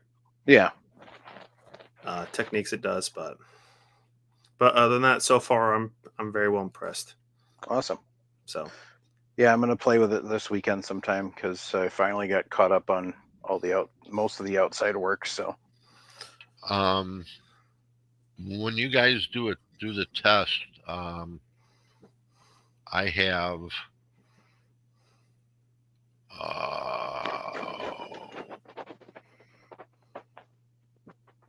have my results from the link that I did.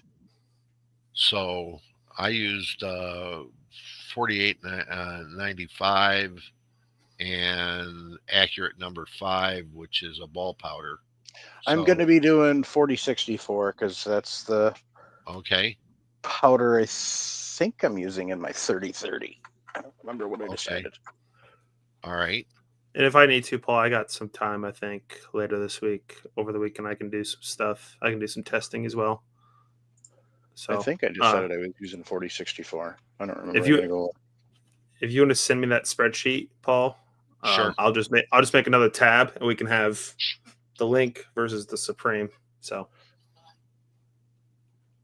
yeah. Okay. I can do that.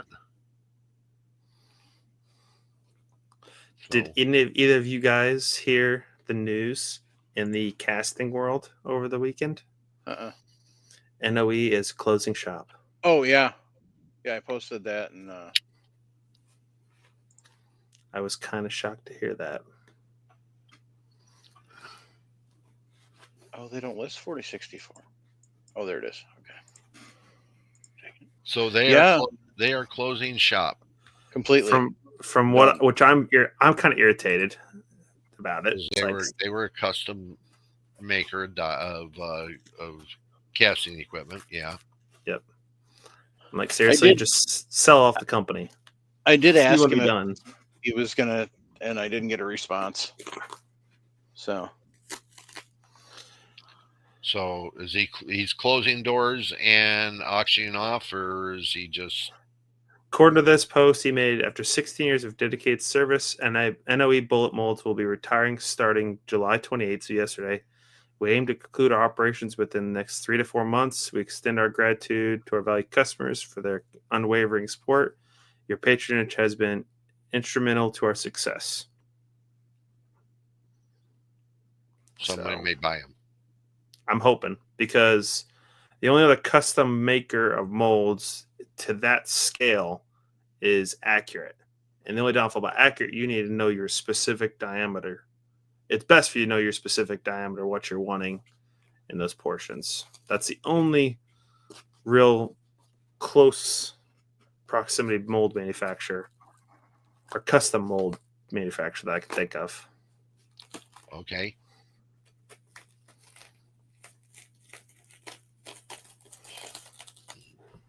That hurts. It does. It hurts me because I know I was going to be ordering a 6.5 mold from them soon, within the next 3 or 4 months. There was some other molds I was on the fence of ordering from them, but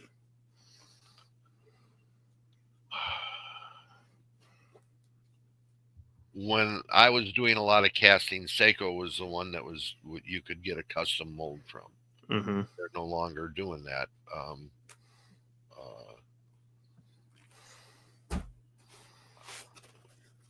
I don't know. Can you get anything from Lee, Mike?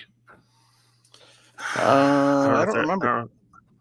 I know they have a couple, but I don't think it's to the point where you can just send them a spec and have them make a mold. Okay. I don't know.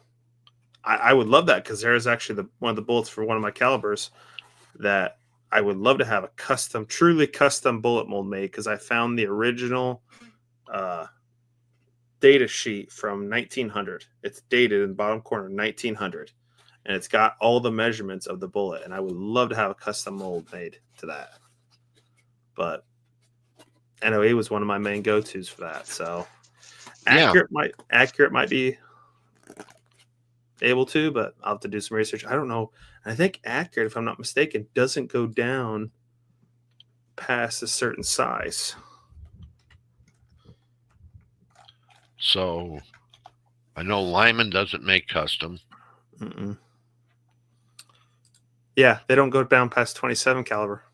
So no 6.5. So that's what I'm running into at accurate. So yeah, that's one thing I know he had the corner on was market was custom, like 265 molds or 270 molds or so. You can order a mold with the new design, but will they make it? That's the question.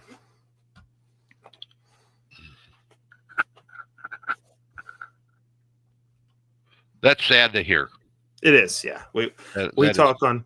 There's the same group of guys that were in this town this weekend. We didn't see it till Sunday evening after everybody left, and we have a Milsurp ammo and reloading kind of thread on our Discord, and a couple of us are pretty serious reloaders in the surplus, and we were pretty upset to see that happen because a couple of us have already really ordered molds from them before, so it was not happy for us. No.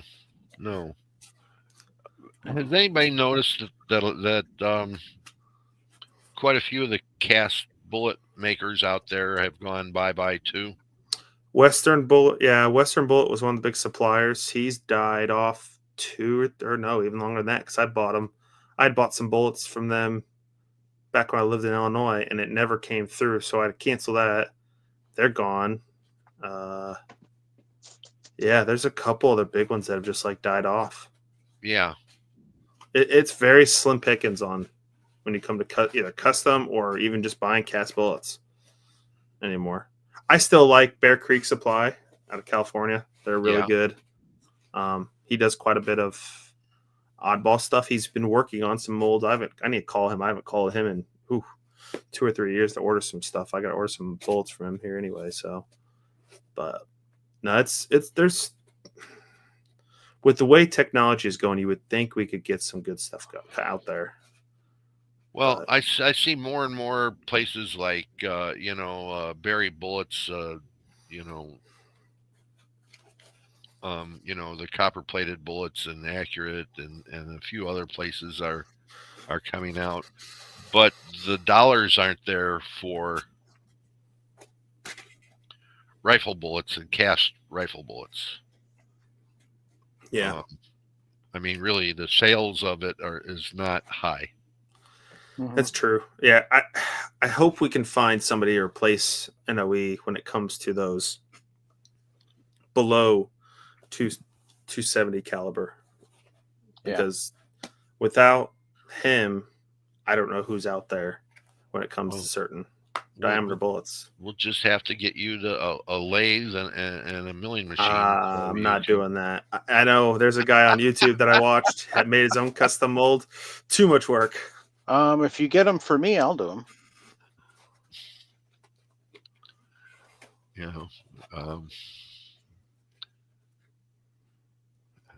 I can see it now. We've got Mike hand cutting the cherries and then turning them on the lathe and then cutting the blocks. Mm-hmm. And that would be interesting. That would be interesting.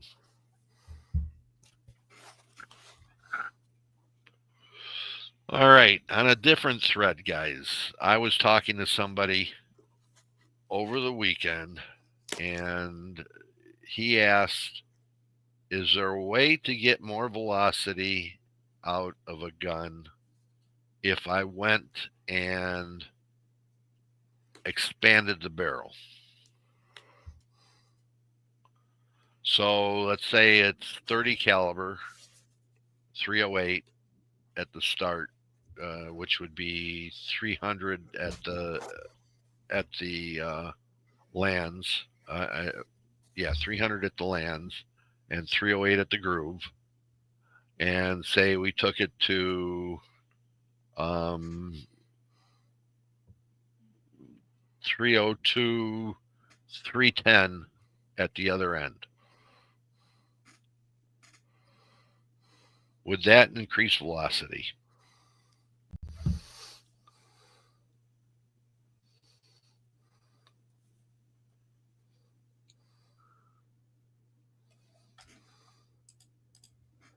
Like, literally expanding the.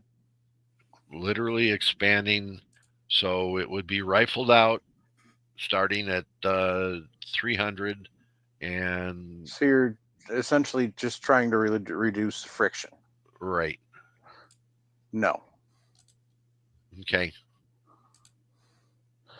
And the reason is the bullet will not. The bullet will not take advantage of that. It will consider that slop, and it will not stay centered in that expanded opening. Okay. It will, So in other words, it isn't it going will to. start bouncing around. It's not going to arbitrate the fill it as it goes. Nope. Okay. Unless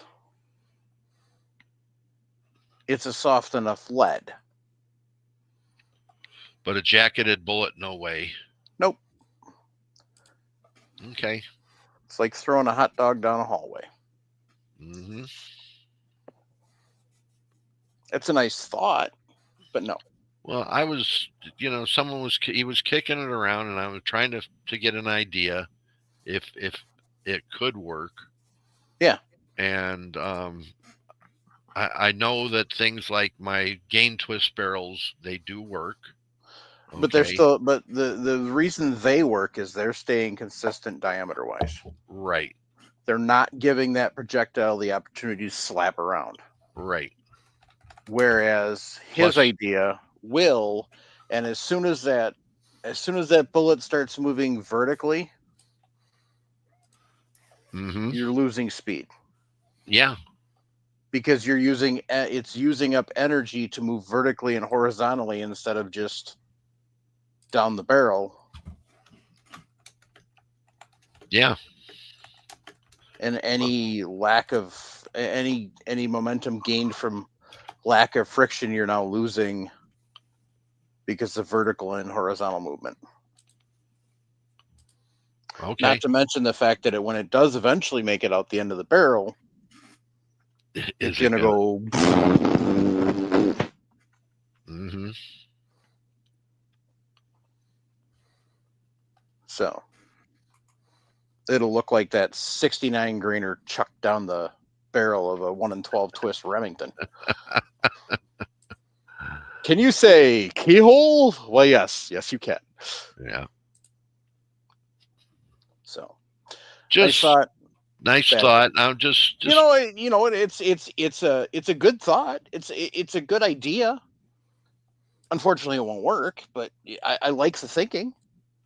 Well, that's they threw this out, and I was sitting there going, all my ballistics knowledge and barrel making is down to cut rifle barrels that are held within a 10,000ths all the way across.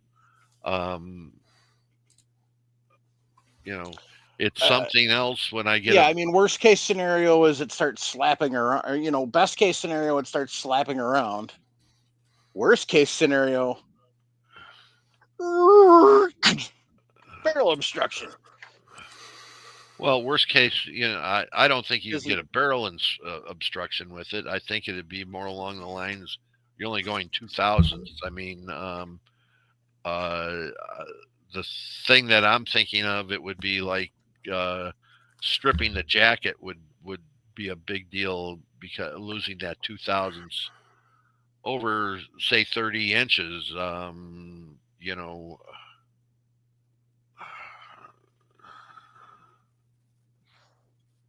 it arbitrates somewhat. That bullet does arbitrate somewhat, but does it arbitrate the full, or are we just so meticulous at it that lead bullet will do it, right? A lead bullet would do it. Mm-hmm. 100% lead. But I just kicking it out there, because seeing if somebody had a different idea than I did. So right. And you guys have said, poo-poo, nope, ain't gonna happen. And someone would have tried it already. Yeah. And I remember the old Springfield Armory barrels, when they were made in Massachusetts, they used to air gauge every one of them. Yeah. So. Okay.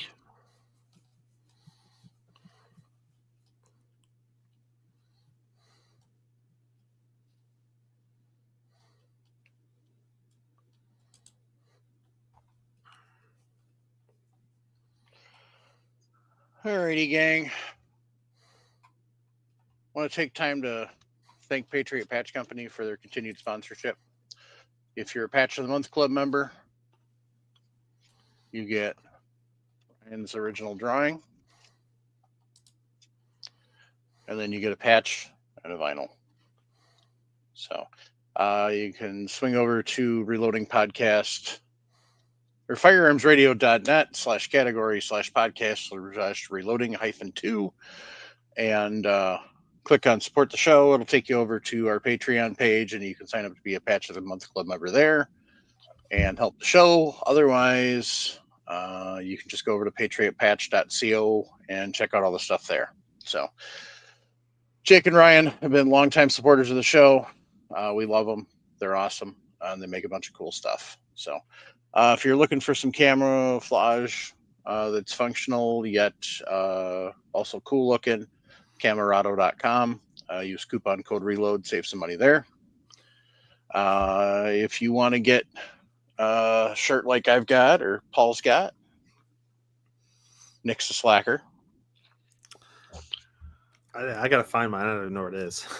Or you want to get one of these awesome tumblers, I know you where can mine go is. over to our homepage, which is firearmsradio.net/category/podcast/reloading-2 and click on buy our merch. And that'll take you over to Southern Gal Crafts page where she's got all that cool stuff. So we got t-shirts, we got hoodies, we got koozies, we got the tumblers. And we'll go from there. So eventually we'll get some ball hats.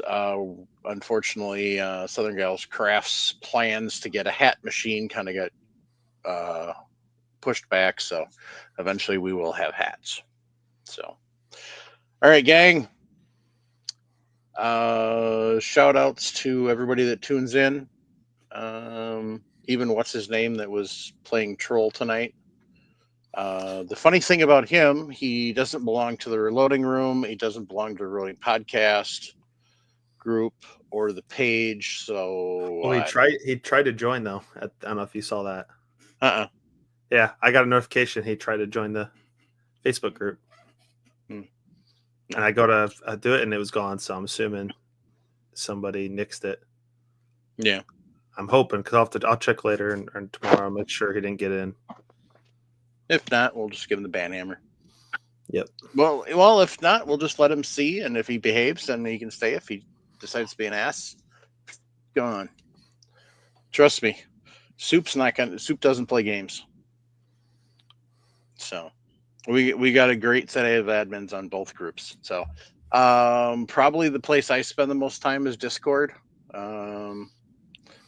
And if you have reloading equipment you want to sell, Discord's the place to be, kids, because we let you sell that shit. Unlike Facebook, that you can't, but Discord you can sell it. So optics and other stuff too. So anyway, On that note, keep that brass shiny. Jump on the mill short bus. Grandpa said, "Don't listen to your mama. Violence does solve problems." Now, how can that be boring? How can a comment like that be boring? It I mean, isn't. come on. It isn't boring. It's a truth. I mean, yeah, and especially if you use high explosives. So, um, make sure you're supporting the Second Amendment, whether that is through any of the local, state, or national organizations. Make sure you're paying attention to what your local, state, national elected representatives are doing, Congress critters, even the lovely person in the White House. Make sure you're paying attention to what's going on. This is our country, darn it, and they work for us. We need to help them realize that. So make sure you're calling them and letting them know. Nicely, of course. So pretend you're talking to grandmama when you're on the phone with them, or you're writing a letter. Pretend you're talking to grandmama, and grandmama's old school. And if you don't play nice, grandmama's going to knock your ass out. So that is the mentality you should have in your head when you're talking to these people about firearms and Pro 2A and, knives and mace and explosives and flails and tanks and all that good stuff you should be able to own. Right? Aircraft carriers, A-10s. I mean, if they're going to retire them, I want to be able to buy one, dang it.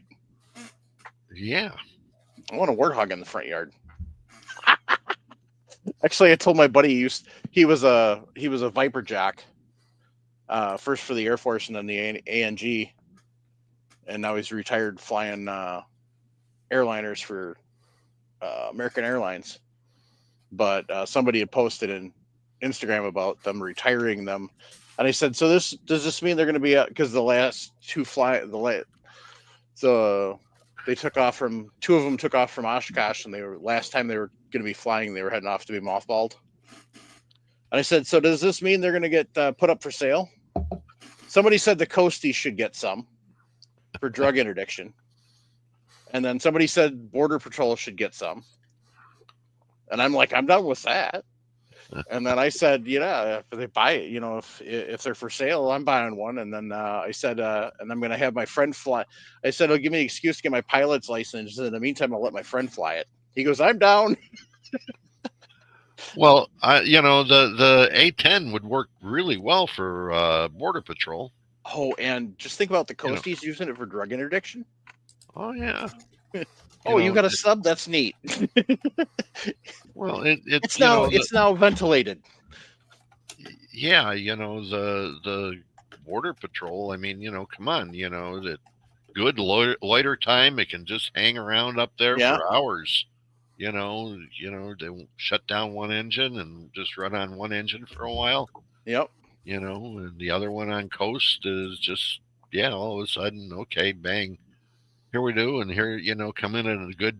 Teach them to come in at a good 30-degree angle so they get a good gun run. Yeah. Oh, the only thing we got to do is we got to change the ammunition from all that depleted uranium to something cheaper to VT, variable times fuse. Oh, there you go. Yeah, that way it explodes right before it hits the ground. That way it does maximum damage. Oh, there you go. Yeah, we'll use it up north. That way we can take out those snowbacks trying to creep across the border in Montana. There you Damn go. Snowbacks. Anyway,